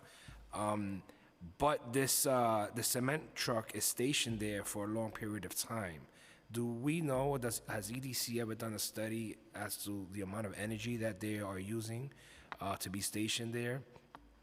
Councilmember, always a pleasure to see you, and nice to see you today. I'm going to pass that question to our head of transportation and albeit subject matter expert, Andrew. Yes, Councilmember, I did want to say we have been working with the owner of the McGinnis site and the neighbors to really look at something innovative, which is a marine highway landing at that location so that we can further reduce truck trips into and out of the peninsula. As to the question about, maybe I need a little clarification. Are you referring to the vessel that comes down from Canada with the cement powder? Yes. That is a private terminal, so we would have to look into the amount of time it stays at berth at that location and understand better, how much its requirements are. Usually those dry bulk vessels do not have a very high power requirement when at berth. They're not like passenger vessels that are that have all sorts of, HVAC systems. Those vessels are much less power intensive. Understood. But as we're having these conversations on vessels and our waterfronts, I know that Councilmember Aviles has a high asthma rate in her district, and so do I in my council district. I say this often, I have to walk around with my asthma pump with me just in case, because I live in a community, so I'm an asthmatic because of the environment there. Just finally, are there any plans for the Freight NYC program? Because I've heard about it for many years, but that's all it's been, is just PowerPoint presentations. Yeah, well, maybe some updates. We have been working with USDOT, the Maritime Administration, on a grant that will connect 6 landings, mostly on the East River, but including Oak Point in the Bronx, the site next to McGinnis, to create a marine highway network that will include sites in Manhattan, the 23rd Street Skyport Marina, Pier 36, and the downtown heliport, as well as the 25th Street and 29th Street piers in Sunset Park. And next week we've issued a request for proposals for the engineering and design and environmental review for that system. So in addition to that, we have received the results of the joint EDC Department of Transportation requests for expressions of interest for the Blue Highway program writ large. And we were very excited because we have gotten a robust response to that from some very large entities, freight entities, maritime companies that are interested in using the waterways for moving freight and decongesting our roadways and decarbonizing as well. So there's a lot of good news and a lot of movement that we're happy to share. Well, I look forward to that type of presentation as soon as possible. All right. Thank you, Madam Chair. Thank you, Councilmember Aviles. Great. So while my bill, I believe, is written relatively generously and allowing for plug-in to happen when feasible, EDC argues that the language of their agreement is similar and therefore regulation not needed. However, in the EDC language, as it's been presented to us, we see that only vessels considered to be regularly calling will be required to plug in when feasible. So in our estimation, the EDC's language further limits the number of ships that would even be considered eligible for plug-in, as it's confined to the particular vessel rather than to the cruise company itself. So in essence, Norwegian, the operating company, could run 20 individual ships into the terminal and never be required to plug in because they instead did not run 4 separate ships. I know this is really technical, and we want clarification on this reasoning to understand, because it seems like a very large loophole. Yeah, thank you for the question, council member. And I also would like to go a little bit backwards to a question that you had asked that I misunderstood when you were talking about the language undue financial hardship. And I thought that you were referring to conversations about the bill rather than the specific language that we had shared from the long-term agreements. So I apologize for that confusion, and do want to be clear before I hand it over to Sabrina that the absolute intention, and where I think we are aligned with the bill language, is ensuring that ships are connecting when operationally feasible. And we understand that we might have work to do in negotiation about what the definition of operationally feasible is, but the intent of our work here is to ensure that we are doing our part, both at Brooklyn Cruise Terminal and Manhattan Cruise Terminal, to ensure that flexibility so that ships can and will connect. And I won't, sort of go back over the language about the different pieces of that, but it's not the intention to allow for, I want to use the word cop-out, but to create sort of wiggle room for the industry to be able to get out of connecting, right? The intention is to ensure that we have the infrastructure in place to be able to do so, but that we're also ensuring that the ship captain and the electrical engineer, who are really at the point of connection, are the ones who are ultimately making the decision based on operational feasibility, safety, and so on. So I just want to sort of clarify my earlier comment. I apologize for that again, and then can hand it over to Sabrina to talk more about the specific lines and why having these agreements governing 80 to 85% of our cruise traffic is important. Yeah, and I think that's a perfect place to jump off of that. That is the purpose of how important these long-term agreements is, because then we have long-term understanding and stability as to what ships are coming in. Again, MSC is a ship that is temporarily docked, and we're looking to have that ship moved. But the Cunard and Princess lines under Carnival that are shore power capable, those are the ones we really need to make sure are connected, and those are the ones using the terminal. So the spirit and the goal, and I know we are more than happy to get together with you, Councilwoman, to make sure that if there is something that seems like a loophole, that we're closing that up, is that if that ship is compatible to the system at BCT, they are connecting, full stop. The only exception to that is when it is not feasible for it to connect. And that's really, if that is the spirit, we need to make sure that the language can mirror that to avoid any confusion or uncertainty that it is creating a loophole. So just for clarity's sake, this is based on the cruise liner, not the actual ships, because it's I think the language was 5 connecting. I think if connected 5 or more times, then they don't have to report. So I guess we need clarity on what this threshold is and how it could navigate. And I'm certainly not sitting here with the understanding that EDC's intention is to be nefarious and do terrible things. I'm concerned about the impact and the fact that the cruise industry, like many other corporate industries, find every loophole in the book to lower, to lower their risk and certainly their risk to profit. So this is not a matter of intentionality, it's a matter of recognizing where there are problems and loopholes to be closed. So I guess we'd like to really understand this particular issue on the number related to the cruise line or the number of vessels, individual vessels, because it could create a very wide gap of actual plug-in.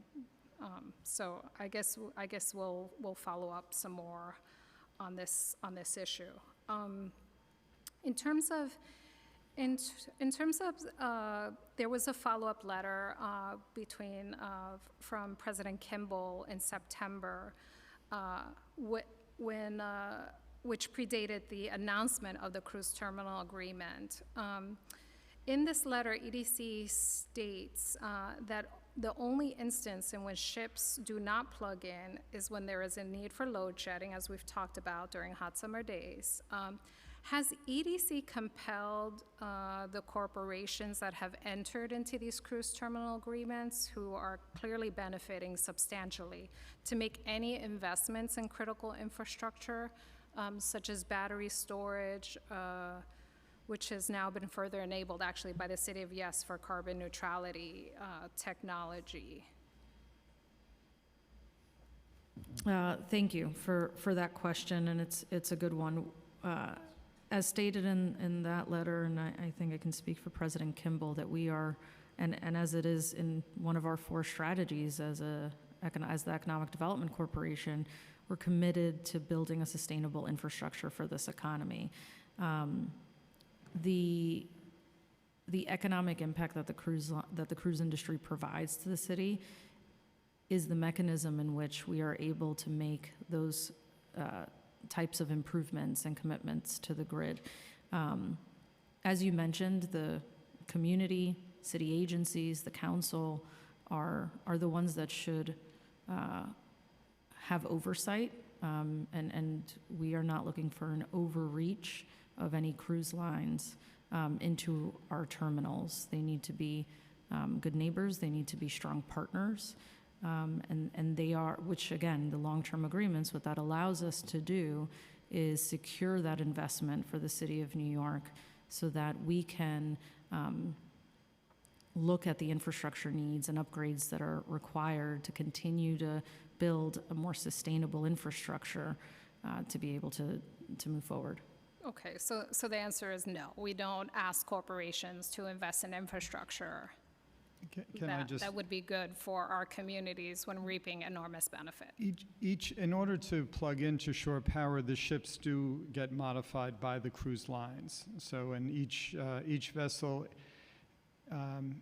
makes a substantial investment so that they can accept the cables coming off from our pier. So I think our focus has always been on making sure that the cruise lines, when they come here, are making those modifications. In the case of Brooklyn, 70%, you know, the Princess vessels and the Queen Mary II have made those investments. And I think we would continue to press for all of the vessels to be shore power capable. One of the other things that I think we can say, we have the highest dockage and wharfage rates in the country. And so it is much more affordable for ships to dock elsewhere, and we are, I think, 7 out of the top 10 terminals. We are not Miami and we are not Seattle, yet we are able to exact much more from the dockage and wharfage fees that we charge every ship.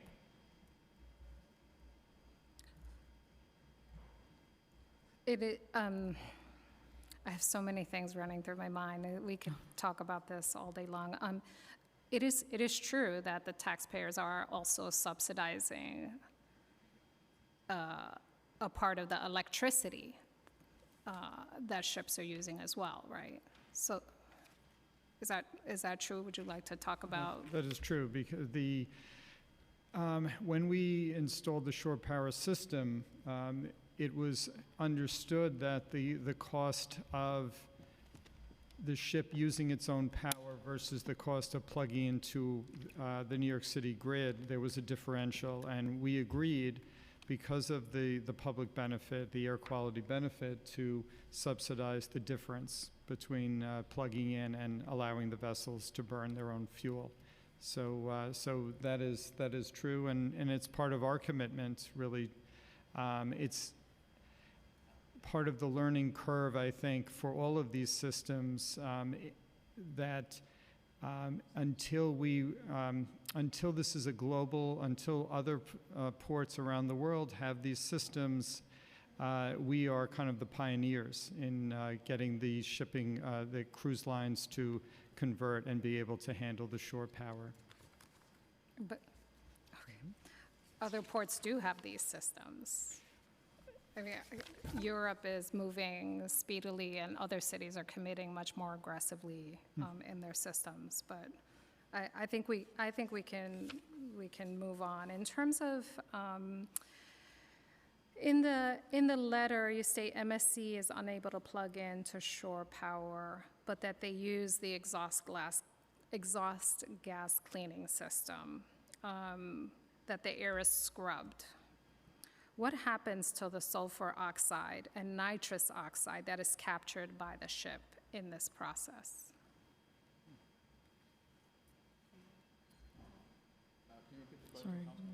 Sure. So I guess let me take one quick step back. So as Mr. Gans noted, the ships are supposed to use the low sulfur. We know that because they're supposed to be meeting standards, we know that ships are in fact not entirely using that and using alternative scrubbers as a way to meet this requirement. That's a pretty well-known fact. So I think we're all aware of, or I'd like to hear from you, what are the problems with the scrubbers? And what happens to the sulfur oxide and nitrous oxide that is captured in the scrubbers? So thank you for that question, Council Member. The sulfur and the NOxes that are captured through the filtering process go into a holding tank, and then that gets discharged to a treatment facility that the cruise lines have contracts with. And are there treatment facilities in New York City? They don't discharge that in New York City.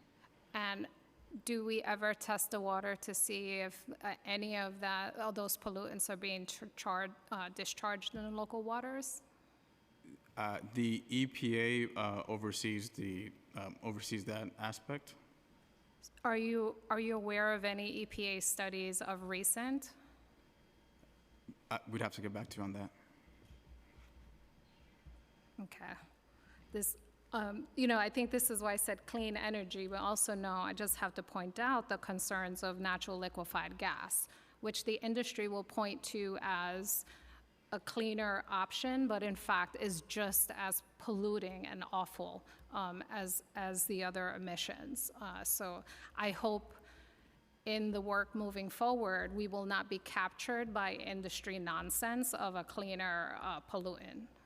So I just have to state that for the record.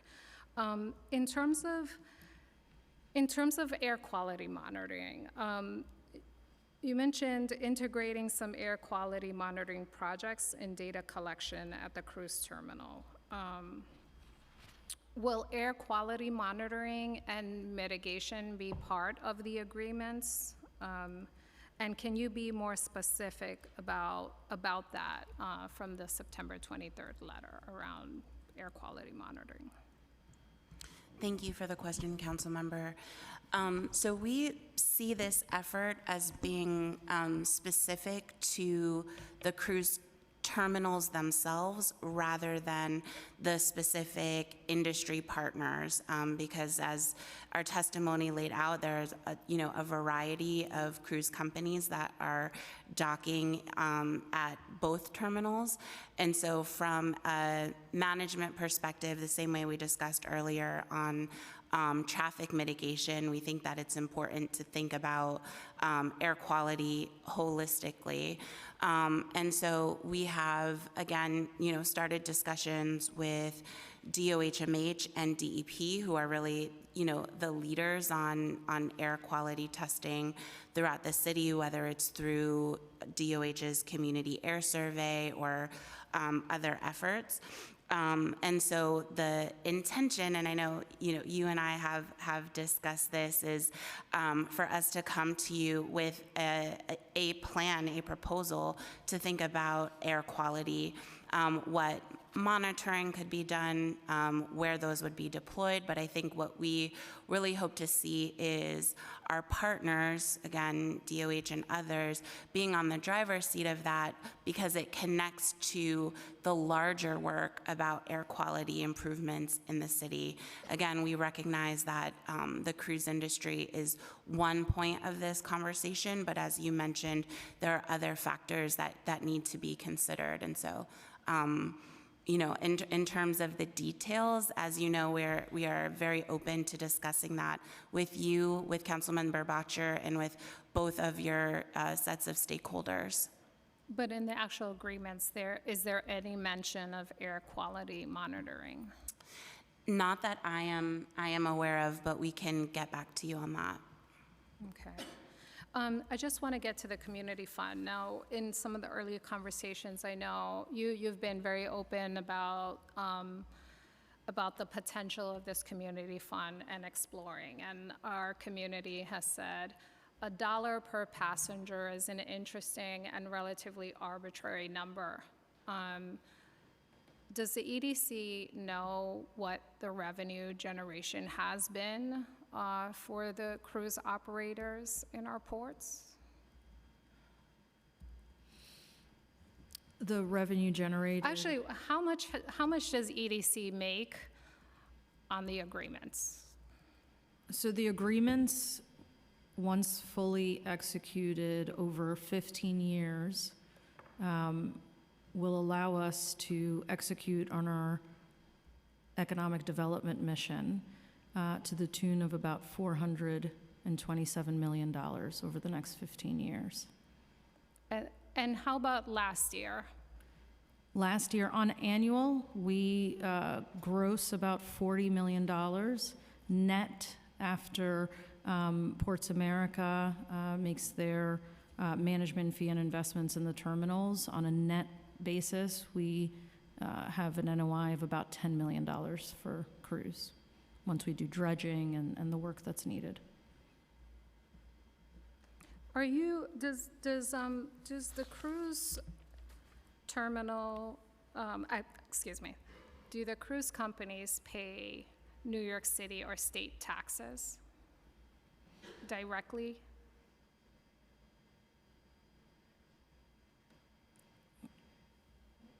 That's a very good question. Directly versus the passengers, they do pay taxes. I'll have to get back to you as to how that's divvied up. We'd love to know how Absolutely. much these cruise operators actually contribute to city Absolutely. and state taxes, because my understanding is they do not. We can absolutely get back to you on that. And they don't actually around many ports around the country, which is a real problem because they use our services quite profoundly, and we subsidize in addition to that. So we understand that cruise operators often pay a head tax of $4 to $15 per passenger when they get to the port of calls. Is this dollar in addition to the $4 to $15 they pay? Or actually, the better question is, what do they pay to EDC in head tax per passenger per port of call? And I can pull up you have the dockage and wharfage. So we have so just before I pass it on to Felix, so we have the highest dockage and wharfage rates in the country. That means Could you define what morphage is? Sure, sorry. And I'll let Felix do it, because as the Coast Guard man, he can explain it better. The $1 fee is above and beyond that. It is completely separate from their dockage and wharfage, and I just want to stipulate, this is a first of its kind. We have not found any other port in the United States that has ever implemented a community fund fee. So I just want to stipulate that. This is first of its kind. It has never been done before, and so with that, I'll pass it to Felix to answer what dockage and wharfage is and what the rates are. Sure.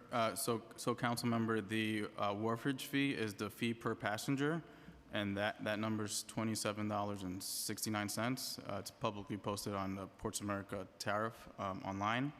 And then the dockage fee is 14 cents per registered ton that gets assessed to a ship that docks at the terminals.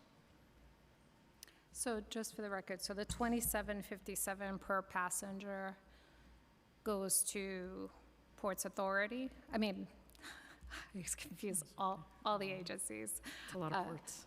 Does that go to Ports America and then goes to EDC? What is the trail of Sure. those So resources? that fee, all the fees are charged and collected by Ports America. Of that 30% of that fee, 30% is retained by Ports America to cover cost of operations for running the terminals. That includes labor, stevedoring, utilities, et cetera. The balance is remitted to EDC, and then EDC pays its cost of operations, dredging expenses, rental payments in Brooklyn to the Port Authority, insurance and other expenses, and then the balance is what's left over as the net. The net 10 million income. Yes, is the net after all those expenditures. correct. Got it. That is very helpful. And I ask these questions to underscore, while they're first in the country and absolutely appreciate that gesture and creating something new, the contradiction, a juxtaposition here that is very challenging is that we wouldn't have community demands if, in fact, these agreements prioritized what the community needs to make sure it doesn't have pollutants and it doesn't have traffic that is unbearable and doesn't have all the other economic challenges that we've currently faced, right? We wouldn't need a community fund if we would address these things up front. The community could have been consulted in what would be an appropriate, equitable,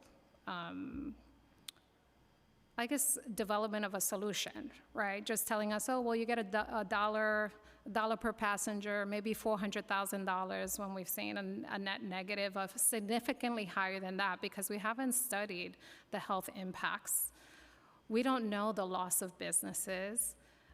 Any of the jobs that were noted in the testimony, 20,000 jobs, I would love to hear any shred of evidence that demonstrates any community member in my district being employed in any part of this sector. Does EDC provide any, does it collect any data by zip code, not even like individuals, on these 20, I'm sorry, I can't even remember, thousands of jobs in this industry in New York City? Thank you for the question, Council Member. And as we have spoken before, not just about Red Hook and about Sunset Park and all of the EDC assets that are in your district, to just put a fine point to your question, we do not currently have at this moment data with like the zip codes of where those folks live. We can certainly get back to you on that the same way that we did on the Sunset Park side. That said, as part of our work across the EDC portfolio, we are making strides both on workforce development and ensuring that local communities have access to our assets for job creation and job retention. And so we have definitely partnered with the mayor's office on things like community hiring and how our existing structures can be amended to assure that more community members are able to find jobs, find family-sustaining jobs at the assets that we manage. And I think that part of the commitment that we have received in the long-term agreements on the workforce development side gives us the opportunity to ensure that community members not only get access to the education and the training, but also the credentials that may be needed to work in these different roles. And so as we have discussed with you, we look forward to making sure that we get that right in terms of connecting your community members, Councilmember Bottcher's community members, to the jobs that are available. What jobs are available right now? Yeah, I will hand that over to Felix to talk specifically about the roles at Pier 12. Thank you for that question, council member. So there's jobs on cruise days specifically for the customer agents that do the ticketing. There's also jobs within the labor union ILA that do the stevedoring services, and we're working towards identifying more contracting opportunities, again, for local vendors. And that's ongoing with. When you said, I'm sorry, you said Pier 12, this is the pier in Manhattan? No, Pier 12 is Brooklyn Cruise Terminal. Brooklyn Cruise Terminal. So how many jobs did you say there were for ticketing agents? On a cruise ship day, there's about 100 jobs for those services. For the ticket agenting and customer service related jobs, and then about 115 union labor jobs are during cruise days as well. Sorry, just really quickly to just ask better, another way to ask this is, and I don't understand this, is this contracted out day by day, or is this contracted out by the terminal's long-term agreement? So with respect to the union work, Ports there's- America holds the contract with the labor union, Which? which is the ILA.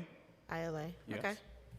With respect to the That's 100 customer-facing work, that's contracted by the cruise lines.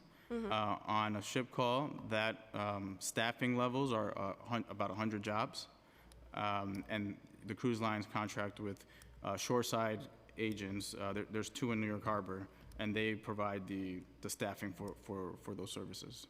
Okay, do we ask how regularly people, do we have any of the data in terms of through ILA or through any of the networks that pull in people when necessary on who's local versus who's citywide versus who's tri-statewide? That's a question we've started asking internally at EDC, and we're working on getting that data. Yeah, I hear I mean, as someone that has worked in job training and both unionized job training and apprenticeship models, I feel like more times than not when folks on the outsides of those that already are not used to the stringent level of data aggregation and creating reports to get that information, it's critical that we put ourselves in that mindset every time we make either a regulatory agreement or a partnership that's created or a new initiative. I mean, even here in local governance, when we're creating things like community hiring or anything else, it's important for us to remember that we need to know all the demographic information, which includes where people are and things like that. So thank you for entertaining my questions. Sorry, council member.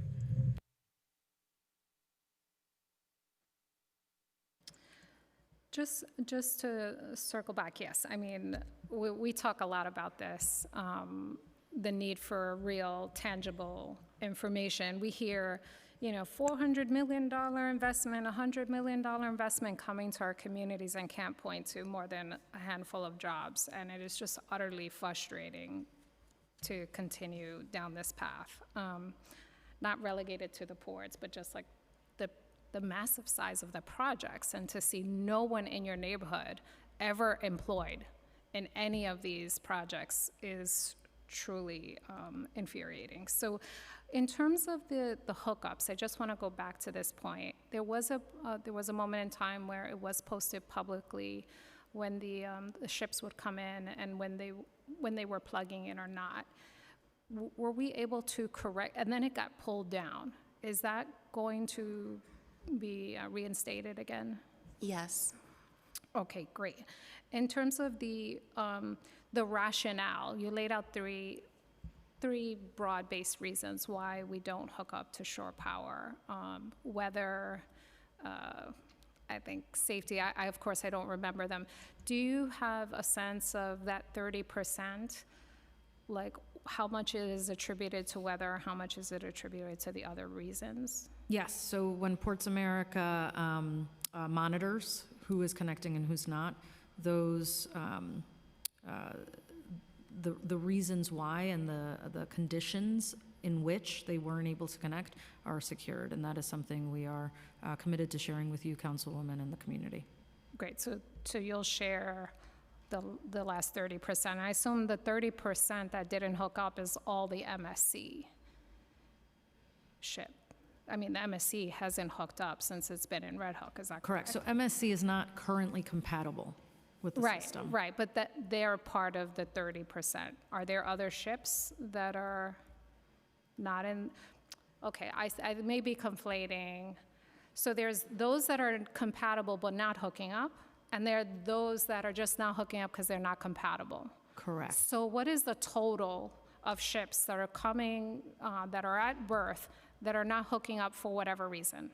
So I believe it's 3, because it'll be MSC that's not compatible, and there are 2 Princess and Cunard ships. By the end of this year, when that mobile jib goes in, those 2 ships that aren't connecting will be able to connect. So that will happen. The MSC ship requires this mobile jib is the first step. There's infrastructure work and additional cabling positioning that needs to be added to the mobile jib to allow the MSC ship to connect. And that's what we're working on right now. Okay.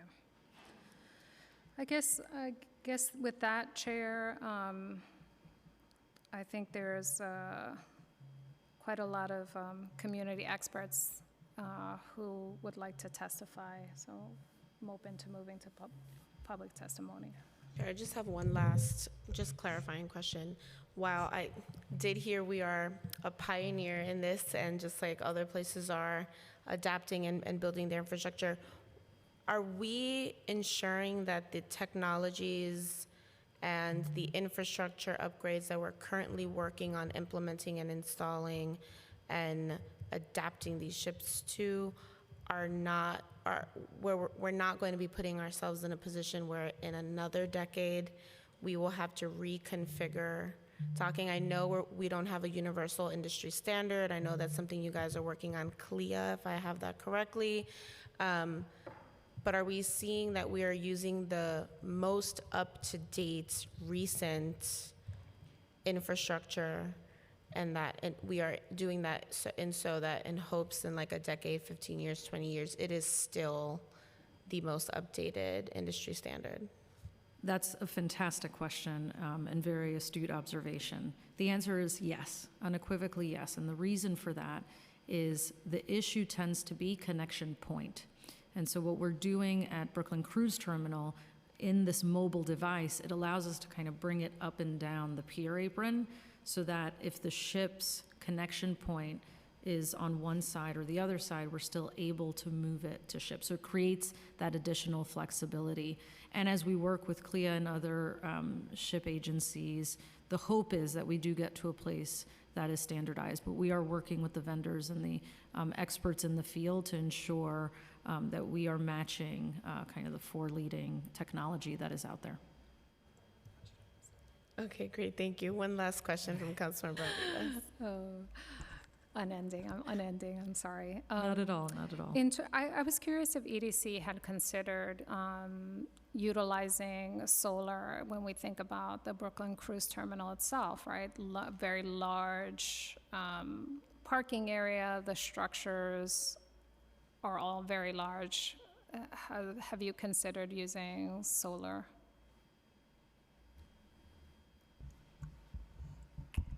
Yeah, thank you for that question, Councilmember. Yes, that is something we are currently exploring. We were exploring it via a DCAS program.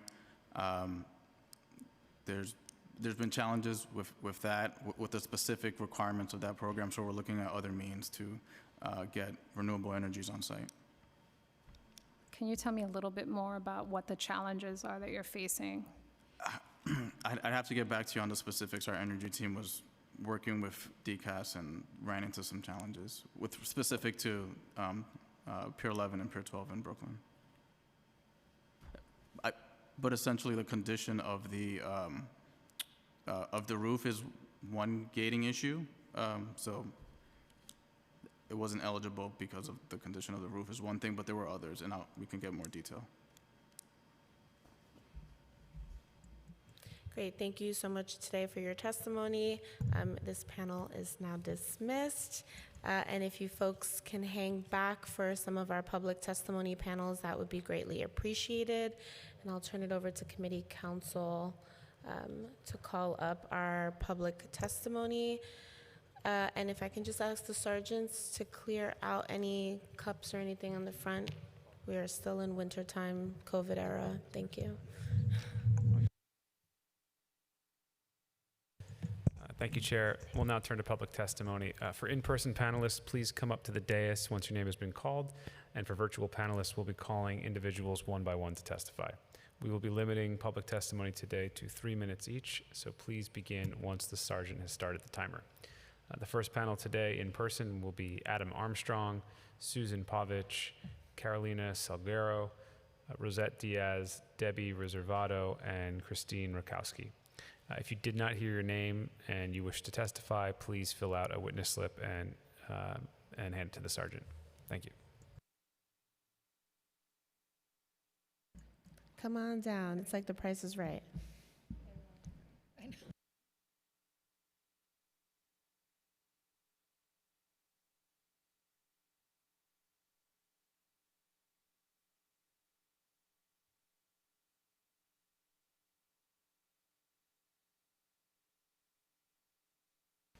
Hello, can you hear me all right? Yes, hi. My name is Rosette Diaz, and I'm here to lend a voice to the 430 children ranging in age from 2 to 11 who attend PS 15 in Red Hook. Sorry, can you just pause 1 second? Can the sergeants hit the clock?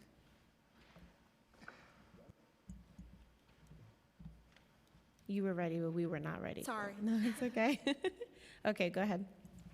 PS 15 is the only fully public elementary school in the neighborhood, and the majority of our students reside in the Red Hook houses, the largest NYCHA development in all of Brooklyn.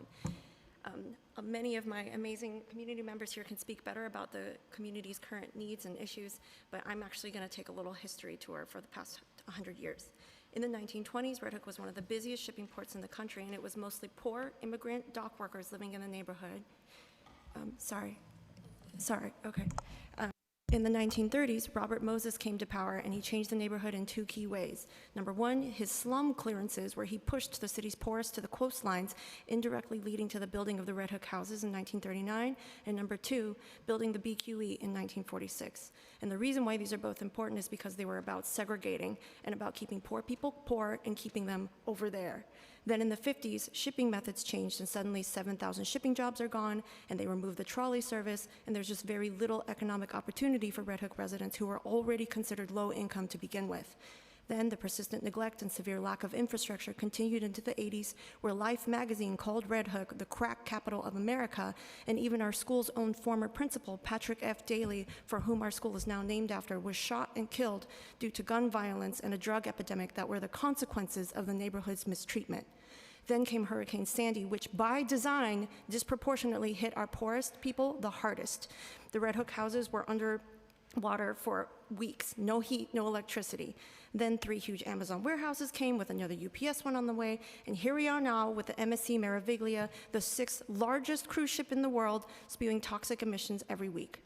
Now, why is any of this relevant? Why am I taking my 3 minutes to talk about the history? Because this issue is just another example in a long history of abuse and exploitation in Red Hook. It is absolutely relevant that Red Hook is still a mostly poor, black, and brown neighborhood, because that is not by accident. And the city hopes that the community is too tired and too burdened by the systemic racist and socioeconomic historical injustices to fight back. But we will keep fighting, because as I said at the very beginning, I'm here for the kids. These kids who go to school every day 3 blocks from the entrance of the BCT, and they cannot, according to the EDC's cruise ship agreements, wait until 2035 or even 2028 for full shore power usage. The kids deserve better, and we should do better for them. Thank you.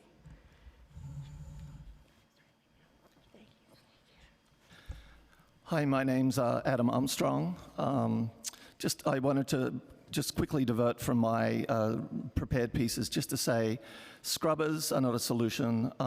If those ships were using scrubbers in Red Hook, they wouldn't have black smoke.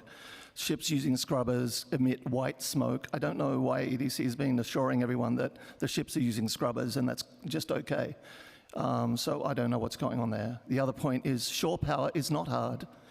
Other ports are doing it all around the world and around this country. Miami is instigating their shore power system from announcement till implementation in a couple of years. They're doing it in years, not decades. My son, born in Red Hook in 2003, was 3 years old when we first started to see the polluting funnels of cruise ships towering over the backyard of our family home on Pioneer Street. That's when I began the campaign to bring shore power to the Brooklyn Cruise Terminal. He was 6 when the NYC, EDC, and Port Authority made their promise to build zero-emission shore power infrastructure at the terminal. He was 9 when Superstorm Sandy flooded our house, filling our first floor to the ceiling with oily stormwater, and still the building of the shore power system that promised to remove tons of CO2 and other greenhouse gases yearly from our air had not yet begun. He was 13 when EDC announced that the newly built and tested shore power system was fully operational. It was not. In the press release that EDC submitted in 2016, they said that the health benefits associated with improved air quality were resulting in $99 million over 15 years. That is an EDC statement. They don't seem to remember it today. We celebrated our son's 14th, 15th, and 16th birthdays watching the cruise ships continue to belch their carcinogenic asthma and climate change-inducing diesel emissions over our neighborhood, with EDC making excuses why the ships weren't plugging in. He was nearly 17 when the New York Times story exposing the EDC's excuses and ineptitude in building a functional shore power system was published. He was nearly 18 when we left Red Hook, due to our family's concerns about our continued exposure to ship pollution, truck congestion, and the fear of other disasters due to climate change, and our frustration with the continued inaction on fixing the shore power system I had spent 15 years fighting for. My son turns 21 next month. The shore power system is still not working to its full capacity, and EDC is dragging its feet in fixing it. Now, in a backroom deal with EDC, the cruise companies, they are giving a decade more for the cruise ships to plug in. 10 more years to pump emissions into our air and water that have been proven to be dangerous to human health and to the climate. 10 more years of avoidable pollution that's killing our children and our planet. This sad and embarrassing saga has to end. NYC has to join the other world-class port cities and urgently mandate the use of shore power for all ships visiting our city. Thank you.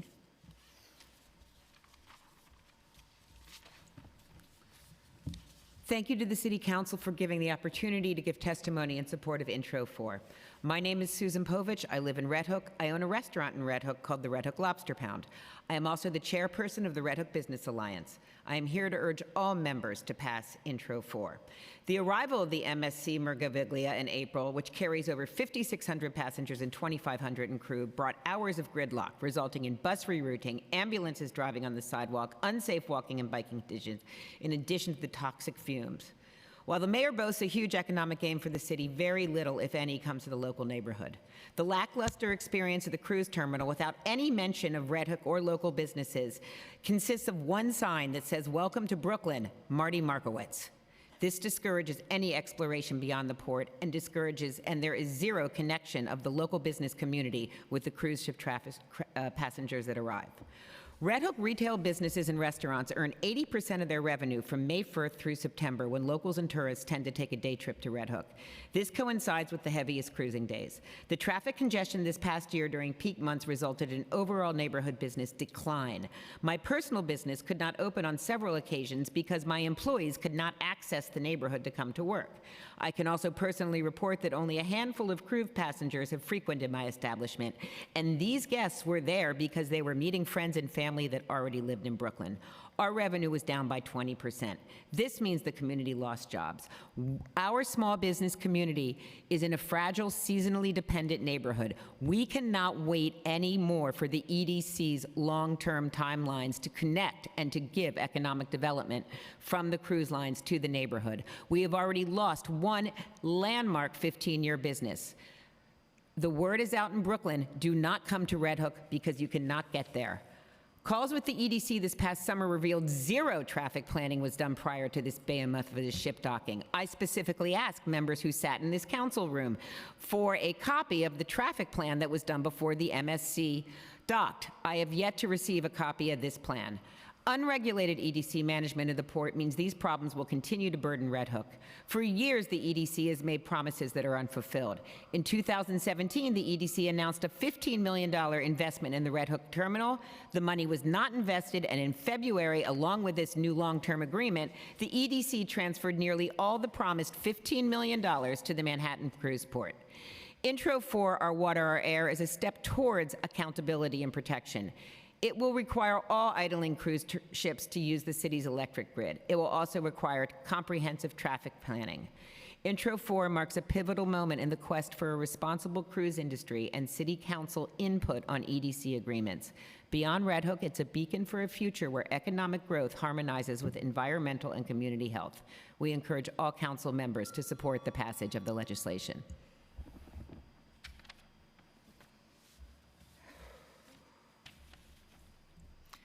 Thank you to the City Council for hearing my testimony in support of the use of shore power by all cruise ships docking in New York City. My name is Debbie Riservato, and I've lived in Red Hook, Brooklyn for 15 years. I have 2 children who've lived in Red Hook their entire lives. They attend PS 15 Patrick F. Daly, where I'm also a PTA board member. I'm here to represent not only myself and my family, but all of the families in the PS 15 community who cannot be here today. I feel that it is important for me to speak because I own a home in Red Hook and plan to live here for many years to come. Red Hook is a mixed-use neighborhood with residential properties alongside manufacturing businesses and last-mile warehouses. Families already have to deal with traffic and exhaust from idle trucks parked outside our doors at all hours of the day. When cruise ships are docked there and running on marine diesel fuel, we are exposed to emissions that are far more toxic than those caused by typical highway fuel. Children that grow up in Red Hook continue to suffer from high rates of asthma and blood lead levels caused by preventable environmental factors. My children spend hours outside each day on the playground at PS 15 and at the Red Hook ball fields, just a few blocks from the cruise ship terminal.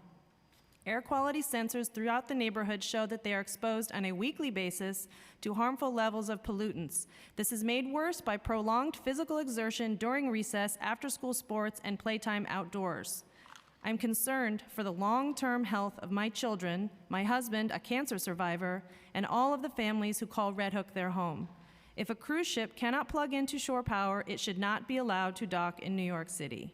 Intro 4, Our Water, Our Air would require cruise ship companies to use shore power and provide protections against some of the harmful impacts of diesel fuel emissions.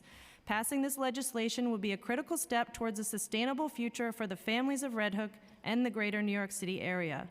Cruise ships should dock responsibly. We deserve clean air now. Thank you to council members for hearing my testimony. Please consider the families of Red Hook and support Intro 4. I appreciate your time and attention.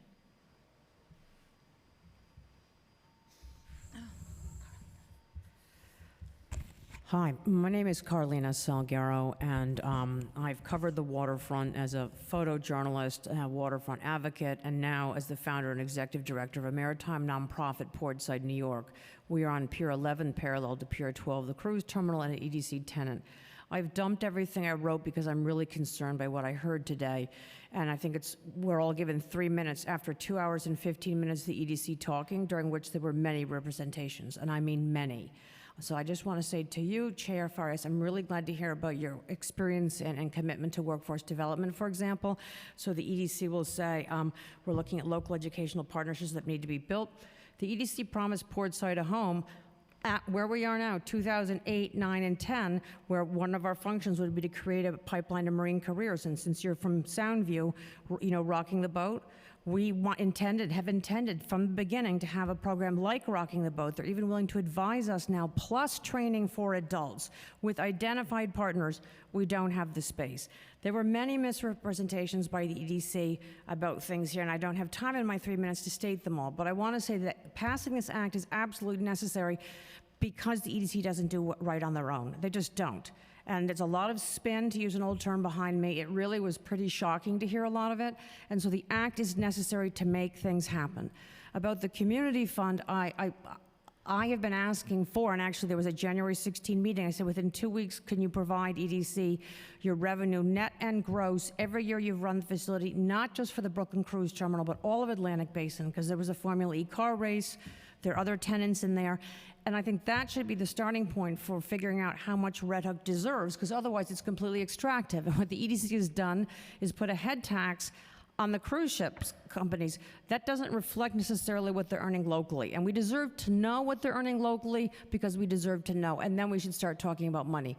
And the EDC, here's another misrepresentation. The official press release says that the EDC would be managing that fund, whereas here, Michaela, I think it was, said, no, the community's going to have input. They say it's an EDC-managed fund. The EDC has ignored Red Hook input, suggestions, comments, all very constructive for 19 years, and not delivered on promises in the main, including the home for Portside, New York, a fully realized Portside, New York, not just space for the historic ship, but everything else. So I just need to say, EDC promises at this point, sadly, are not believable. There's a community here perfectly willing and deeply willing to collaborate, but we have not been served well, and so I implore that you pass this act and that you continue to talk to us so that we can address other issues as well. And I really thank you for your time, and I want to thank particularly you, Councilmember Alexa Aviles and Eric Botcher, for taking the initiative on this and for partnering, because Red Hook has battled this alone for a very long time, and it's really great for Red Hook to have Manhattan in the House. Thank you very much. Thank you so much for your testimony. I will say, one, you have 72 hours to submit what you actually wrote. Oh, it's coming. Okay, great. You can still submit. Yeah, exactly. And any additional pages that you'd like to add to it, please. Yeah, no, I mean, I honestly wasn't able to prepare one in time because we did respond to the RFP that was due last night. The EDC put an RFP for Atlantic Basin, which would displace us. So there we go. Years of, not only did the EDC promise a home called for Portside, a fully realized Portside in Atlantic Basin, as a promise, it was a community give back to Red Hook, by the way, for a Red Hook that was not happy about other decisions the EDC made. The EDC made representations at the Harbor Operations Committee. It was a promise to the maritime community at City of Water Day. You know, they dumped us completely. It was a fight, thanks to Councilman Carlos Menchaca, to even get the ship back there. Mm-hmm. And, you know, they've got an RFP out that would displace us. And this kind of thing goes on. And, you know, what I was able to and willing to constructively engage on those Zoom calls that Alexa set up, you know, weekly Zoom calls for 2.5 months last year to work. It was crowdsourced, you know, traffic management. And, but they need to do better. And there really needs to be council involvement. And I think, honestly, we need this act because the EDC is not a city agency. And so you don't get to vote on their budget, and there's very limited control. And if they won't do the right thing on their own or with community input like this, there needs to be a change. Thank you. Well, I appreciate your testimony. Please include everything that you can into your 72 hours to give us something more thorough, or at least complete every thought that you want to make sure we can look back to. And I hope that this is at least a first step from my end as chair of this committee, as a Bronxite who doesn't necessarily is experiencing what's happening on the ground. Come visit. We'd all love to have you. Yeah, come on down. I will make my way down, but I hope that I hear there's good lobster. At least my commitment to ensuring that we are focusing in on the issues that are happening across the city and not just my own individual priorities. So thank you, and you can. May I ask a question first? Can we add more to our written testimony? Yes, you have 72 hours. We can add as much as we want. So you can say what you want to say here, and then you have 72 hours to email us. What if we already submitted up the You can testimony? still update your testimony. Great. Yeah, I think given what we heard, there's a real interest in That's saying totally, something. I won't be fine and doing homework for acceptable. the next 72 hours. I know, we're going to be really busy. All right, let's start that clock. Hi, my name is Christine Valentine Rukowski. I am commonly known as Kiki Valentine. I just want to say, I, like Carolina, have had to amend this today. Debbie, my son was born in 2014, and he had lead, and we went through incredible testing and ripped the apartment, rent-stabilized apartment, and we live right next to the cruise terminal. And we couldn't figure out where the lead came from. It's so hard not to get emotional because now he has asthma. And his best friend in NYCHA has asthma and ends up in the hospital. This kid's missed 17 days of school. His mother has asthma. She grew up in NYCHA. How dare the EDC sit here under oath? I digress. Council members and committee chair, today, alongside many others, I actually expressed concerns about Section 22-827 in the bill. This amendment grants cruise operators access to terminals for shore power connection, but with the caveat of practicability. This ambiguous language opens doors for exploitation of loopholes, a stance our community has repeatedly rejected, most recently in a meeting on January 16th with EDC, where we challenged the word feasibility, which if I had $1 for every time I heard feasibility today, I'd buy you all coffee. We urge specificity in this bill's language for your consideration, reflecting the vast disparities between what can be mandated in Brooklyn right now and what the future could hold for Manhattan. They are two different boroughs, two different issues. It is imperative. And I'd like to add, on the matter of transparency and trust, there are two audience members in chambers who I noticed were at the press conference. I approached them to introduce myself. They did not introduce themselves to me. Only when asked, they said, quote, "They're here because it's an interesting issue." But on the back of their phone is FTI. FTI Consulting provides communications, reputation management, public affairs, lobbying, and more in the, quote, complex realm of one of the world's largest industries, the cruise ship industry. FTI's revenue in 2022 was over $3 billion. Cruise industry consultants failing to disclose their identity, and worse, lying to my face, while I'm not getting paid to be here today, illustrates a minuscule fraction of the rhetorical fallacies Red Hook has been hearing from EDC for 16 years, and what Manhattan will be hearing once MSC gets there. I went through after January 16th and said to each EDC representative, this is not personal, it's business. I implore this council to make this personal, because as we've seen in both the cruise industry consultants here today and the EDC's performance here today, this is a very big business, and they do not care about the people. Thank you so much, everyone, for your testimony today.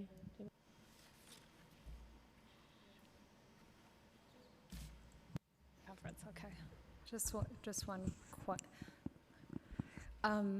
in the guise of economic development, Susan, could you talk a little bit about some of the things that you would concretely like to see the EDC actually do in this realm?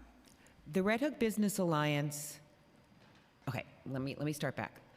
We had a very large event for a long time called Formula E, which was electric car racing. It was very difficult during that time for the tenants in the cruise port, like Portside. When I'm talking about Formula E, I'm excluding the negative impact that had on tenants in the terminal. On tenants, on small businesses outside the terminal, it was one of the biggest months of the year for our business. We regularly saw revenue increase 20% from the year before once Formula E started. In order to expand cruising in Red Hook, the city terminated its contract, EDC terminated its contract with Formula E. So we lost one of our biggest economic drivers. In the aftermath of this, we toured the Brooklyn Cruise Terminal with the borough president, with SBS, with everybody, and people could not believe what a lackluster experience it is. There's no food and beverage, there's no maps, there's no even mention of any businesses outside of Red Hook. A bunch of us went guerrilla and put our own signs up on the fence. We had no choice because there was no official way that we could get our businesses seen. What we would like to start with is a thorough rehab of signage and wayfinding in the terminal. This is a millions of dollars investment. First, we need to ensure that the Wi-Fi is working because a lot of the cruise ship passengers have cell phones that are on international networks. So we have to get that up. We need QR codes and we need signs that say, "Welcome to Red Hook." You know, we have all these great opportunities for you. Like, do you want key lime pie? Do you want lobster? Do you want great cocktails? There's not a single passenger that enters into that terminal that's aware of it. I would also like, I would like a mandate that the cruise companies need to include information about their embarkation and debarkation ports and what's available there. If they come a night early, they can stay and you know, they can go out to Sunny's and hear music. They can go to Mario's and get pasta. There are so many things to do. There are so many cultural institutions in Red Hook.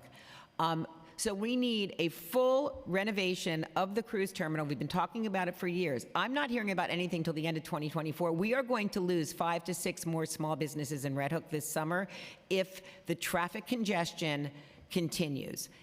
Word is out. People are not coming. So what I'm looking for is communication directly required with the cruise guests so they know what's available in the neighborhood. We need an entire renovation of the terminal that not only shows local mapping for businesses, but provides people with interesting history.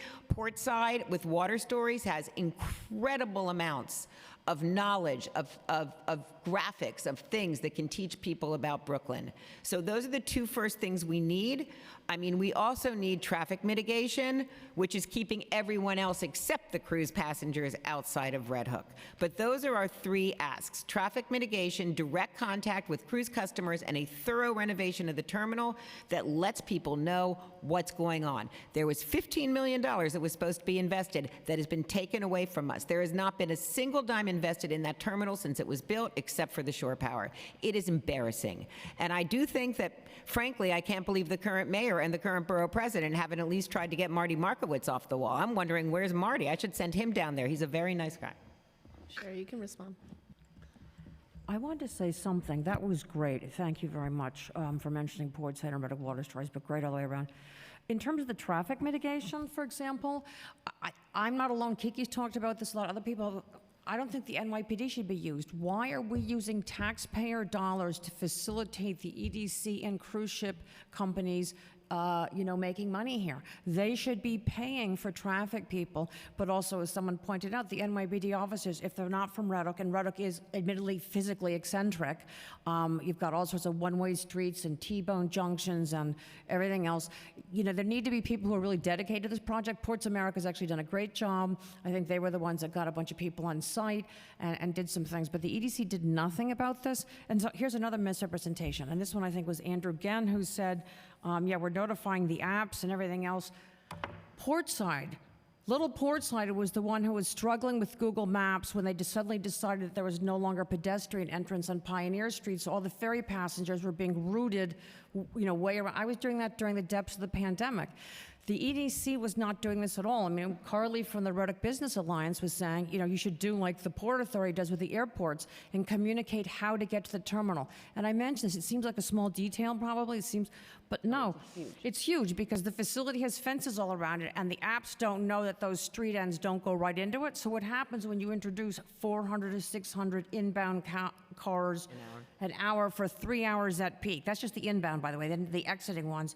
And if they don't know where they're going, they start circling around at all these dead ends in the fence, and it's just like it's a vortex of dysfunctional craziness. And the EDC hadn't addressed that at all. And so that's just one example. And these things all snowball. So you have, as he said, all of us not paid to do this, doing work that the EDC should be doing proactively. And then we don't have, and they're going to do a head tax on passengers, and then they're going to run a community fund. You people are making money. It's totally extractive to not be sharing that money with us. They need to disclose how much money there is, and this all needs to be handled differently. And why should taxpayers pay for NYPD to do traffic directing for cruise passengers? That's not right. Thank you, folks, so much for your responses and your testimony. This panel is now dismissed. May I Thank you. add one? May I please? You have to be brief. Yes, no, I just want to say on the matter of employment opportunities in Red Hook by the cruise industry, there are pedestrian safety agents that were hired and then replaced by the NYPD. So when we have ships come in that don't have 5,600 passengers, there's an overstaffing of NYPD, and it's not their fault that they're idly on their phones. There's just not enough traffic to justify it. So that's the compensation, but we're paying for it as taxpayers. And I'll say the number of pedestrian safety agents that are hired are, I want to say 12, but it's under 15. So that is not job stimulation. And the work fair that they had didn't even outreach to our local schools and nonprofit organizations that focuses on marginalized Black and Brown community members in NYCHA. We have a community justice center that's innovative. Red Hook is a unique community, and that's why you haven't seen anything like this happen before, because we are not going to take this, and we will represent the entire country if we have to have justice around cruise ship impacts. Thank you.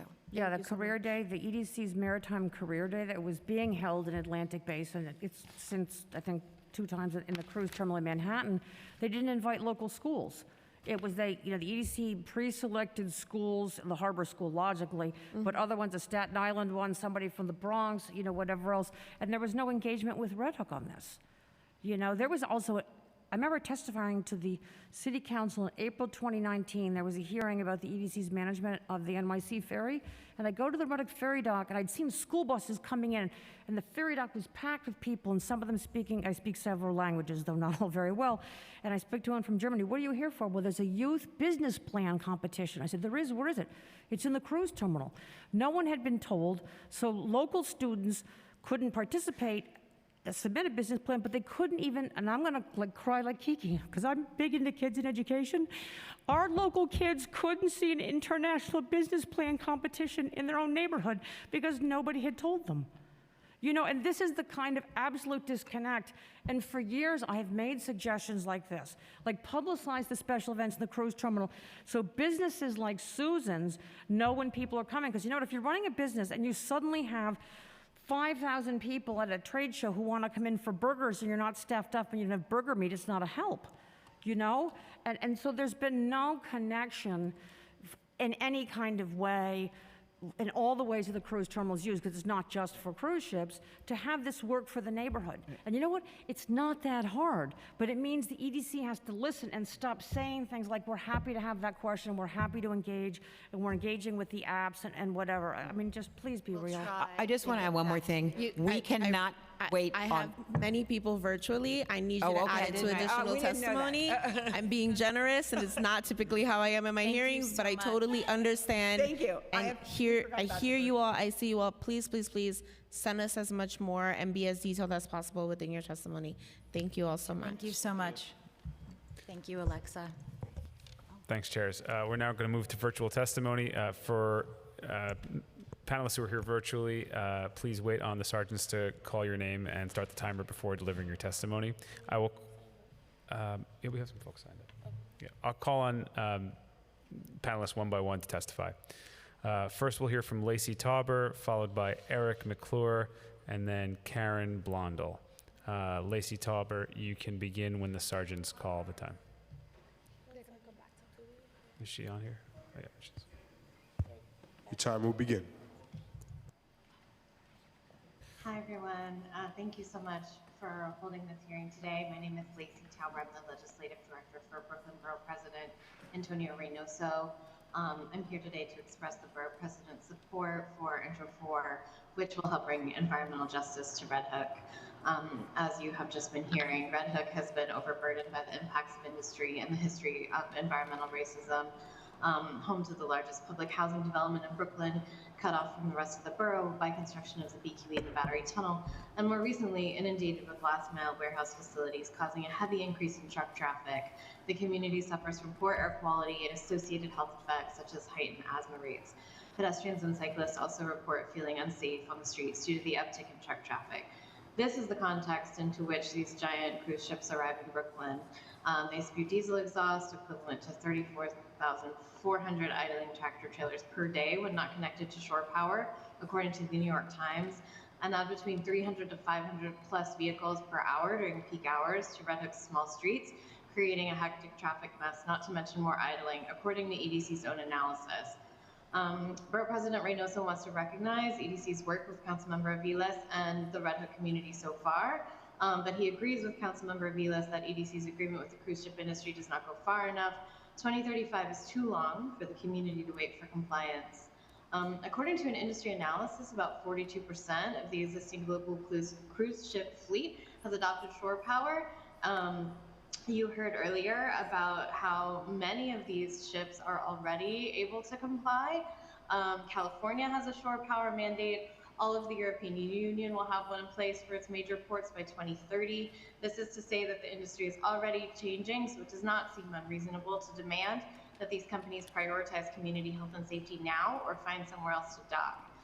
In order for this to happen, the city must make it feasible for them to do so, EDC must expedite upgrades to the Brooklyn terminal and immediately pursue shore power capability in Manhattan, and do better working with the industry and communities to create traffic mitigation plans. As mentioned, EDC's analysis of traffic issues on port of call days shows a messy system that could be greatly improved by, for example, coordinating shuttle buses to common destinations or to public transit, and adding more service on the NYC ferry.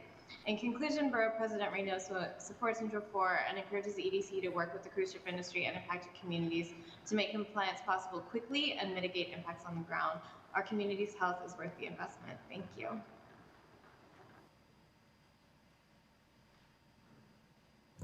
Thank you. Next, we'll hear from Eric McClure, followed by Karen Blondell, and then Michaela Skoknick. Eric, you may begin when the sergeants call the time. Your time will begin.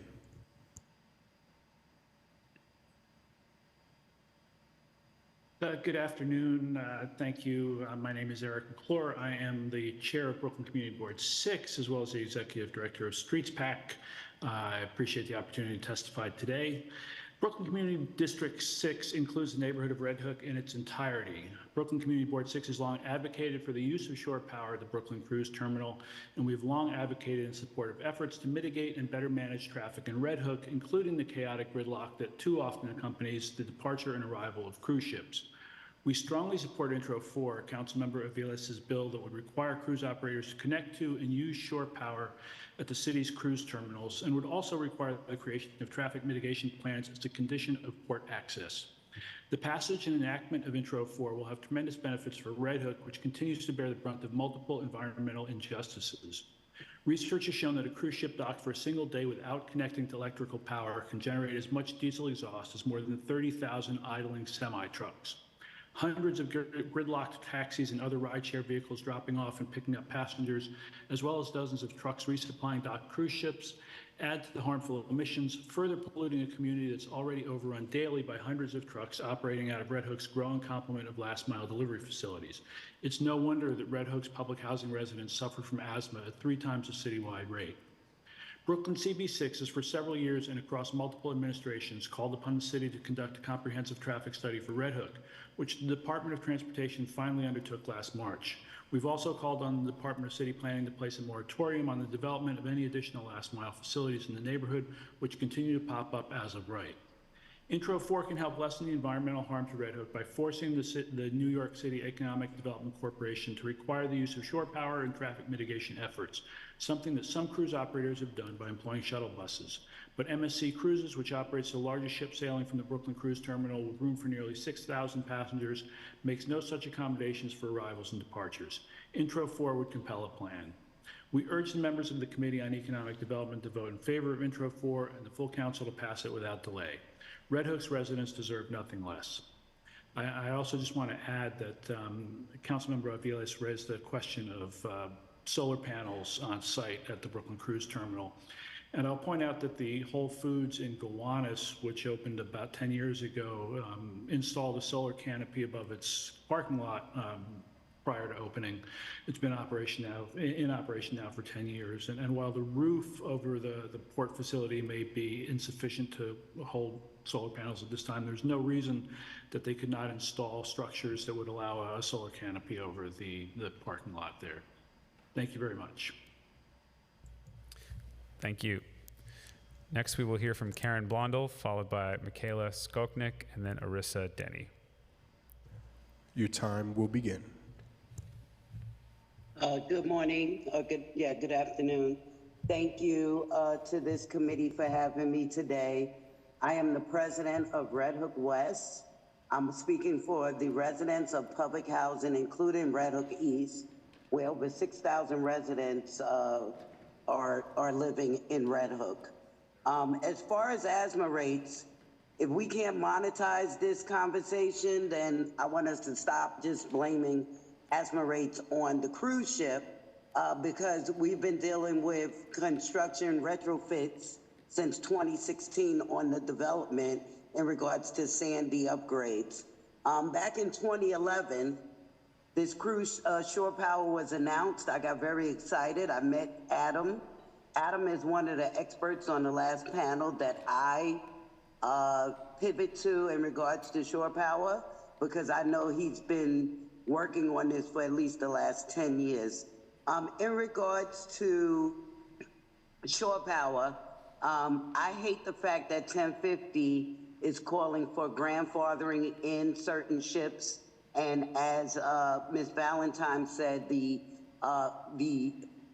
feasibility, whether it's feasible or not, Red Hook has to benefit from this environmental injustice.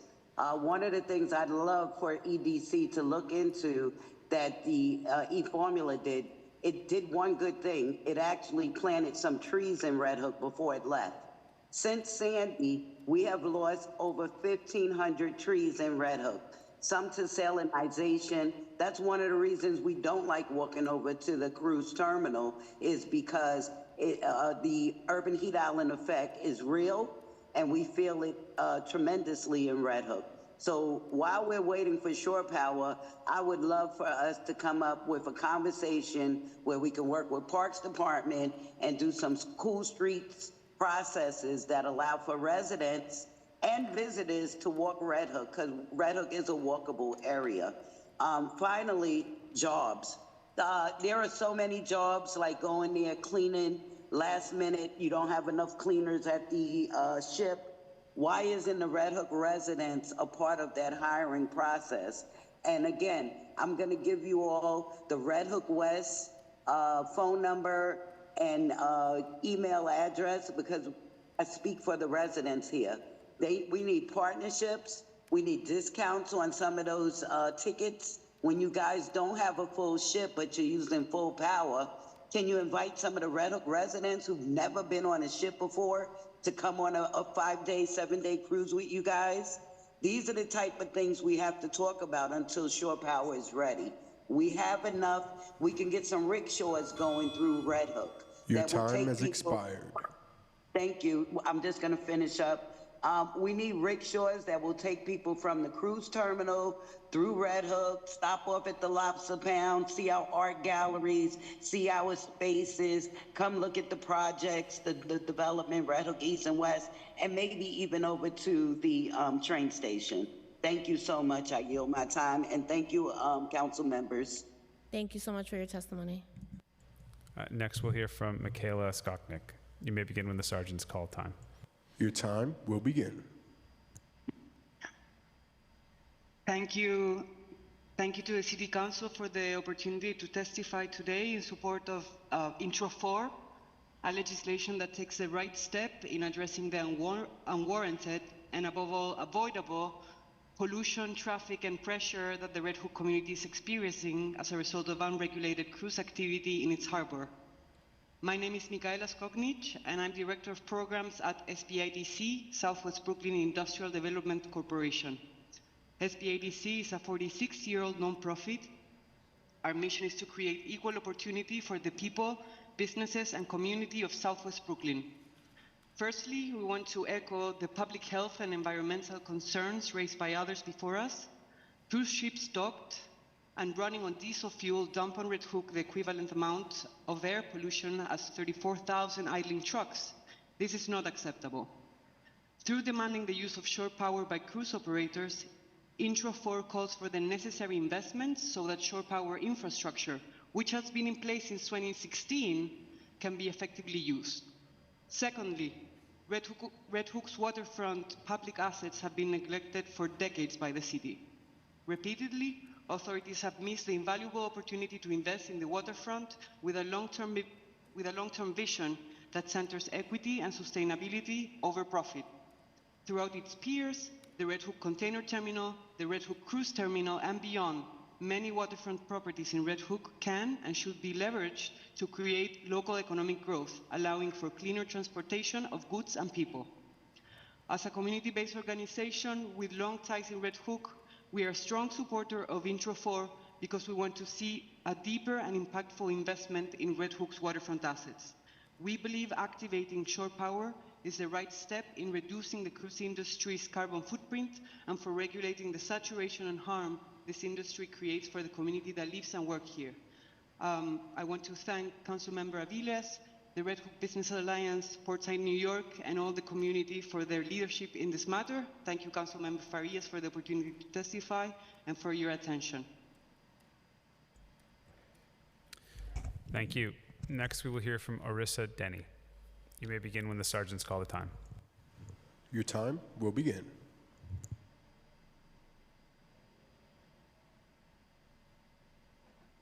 Hello, my name is Arissa Denny. I'm a lobbyist based in Brooklyn. I just wanted to thank you for allowing me to speak with the council with regards to this matter of the shoreline docking. The redundancy of the field planning of the shoreline pasture impedes on 975,000 acres of promulgated cropland in Red Hook by deceded petulant. It's actually pushing the trash inwards towards the shore and is replacing it with heat. It relinquishes 45,000 tons of neuropathic prejunction waste by partridging the Porlick Isle to produce heat at 350,000 terracinic tons of power. It's enough to blast the hole all the way through New York. Just one engine, one malfunction in weather can do that. The force would push the shoreline 500,000 feet down, 20 feet in, and 350,000 millinicks of waste back into the ocean.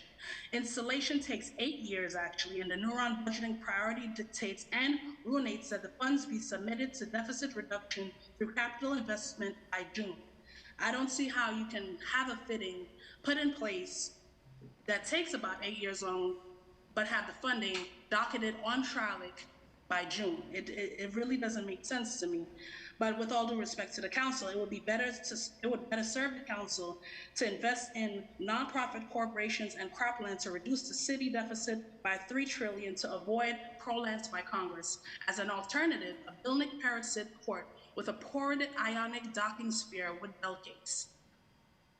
As an added, the New York Pelic Fund tesserates 4,000 investments per year. In bypass, as per parallel docket ingest, it tesserates more function than a shoreline poric plugin. The grounds of the shoreline used for docking and designated as cropland in 1967. Excuse me, sorry. The grounds of the shoreline were used for and were docketed and were designated as cropland in 1967 and are protected under the Pillett Law. And yes, investiture is necessary in order to preluminate and land a profitability rate of 13% and docketing, meaning you need to invest in this fracture, in corporation, in truancy of leisure cropping as per the Pillett Law in order to make it legal to put a filmic pump within the Therinic helm of the shoreline. The reason this is the case is because if you put a pump where the shoreline croppage system is going to go, is supposed to go, not going to, it will drain down into the street and flood by the next storm or the next phonic ice age, which means, let's say we have another vestige of very cold weather from space, which happens about every 16 and a half months, where we drop for 30 to 40 degrees. It will Your flood time the system. has expired. Thank you for your testimony. Please make sure you email in anything additional that you were unable to say today. Thank you so much. And for being so patient. And thank you. I'd now like to call up Christopher Leon Johnson for in-public testimony. All right, ready? Ready? All right. Hi, my name is Christopher Leon Johnson. Thank you for Chair Frias, Chair Aviles. I think you should be the chair for environmental, because where's James Gennaro? Where is he at? He could have jumped on the virtual panel. If he could have traveled all the way from Queens to here, he should have jumped on the virtual panel. So he should be reprimanded for that. He should be subpoenaed to come and, because he should be part of it, because this is part of our environment. This bill is part of our environment. And where is Sabina Brooke Powers? She didn't come either. This is about transportation. And a little part of finance, where's Fester? I don't know where Fester at, but that's a different story. But I want to make this clear, right? There's a transportation plan within this bill about mitigation transportation. Now, this is my statement about this. I am down with traffic mitigation. We have to find a way to get more people that's not related to the cruise industry to be around that area. But we have to make sure that this nonprofit that's called Transportation Alternatives doesn't have a say in this situation, in this bill, because Transportation Alternatives work with the Economic Development Corporation, the NYCEDC. Transportation Alternatives is controlled opposition. Transportation Alternatives is, they take money from these developers, and so you gotta understand, if they be part of this situation, they're gonna try to get credit and do whatever they gotta do to protect the NYCEDC. The NYCEDC shouldn't be protected in this stuff because they're the reason this is happening. And there's another organization that's called Open Plans that should be out of this situation because they're part of Transportation Alternatives, and Street Blog NYC, they shouldn't be part of this either. Now, I just heard from this guy named Eric McClure who runs Street Pack, but people got to think about Street Pack. Street Pack is the electoral arm for Transportation Alternatives, and a number of you elected officials, y'all want that Street Pack endorsement, so y'all gonna say no, you're gonna let this guy and his people like Kathy Price, who's a lobbyist, who's a toxic lobbyist of Brooklyn, who shouldn't be in this situation. No, but we all know this is going with her. A lot of people scared of her because they got Kevin Lachera, who is a 7-time stalker, and he, and we all know what's going on with this stuff. Now, with this transportation plan, it's good to have it, like I said, with that, but we got to get Transportation Alternative out of the situation because they're nothing but lobbyists. All they are nothing but lobbyists.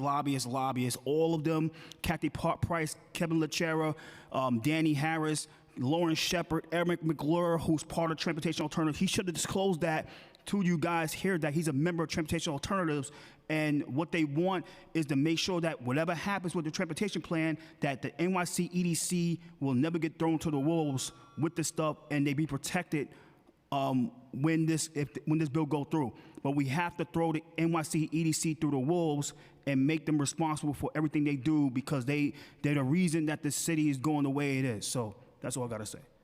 Thank you so much for your testimony today. Thank you.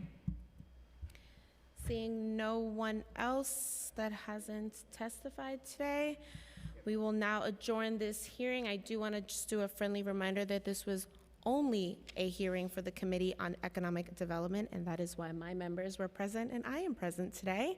And with that, we have lots of work to do, and I'm looking forward to working both with community advocates, my colleagues in government, and the NYCEDC to keep working on this issue. Thank you so much.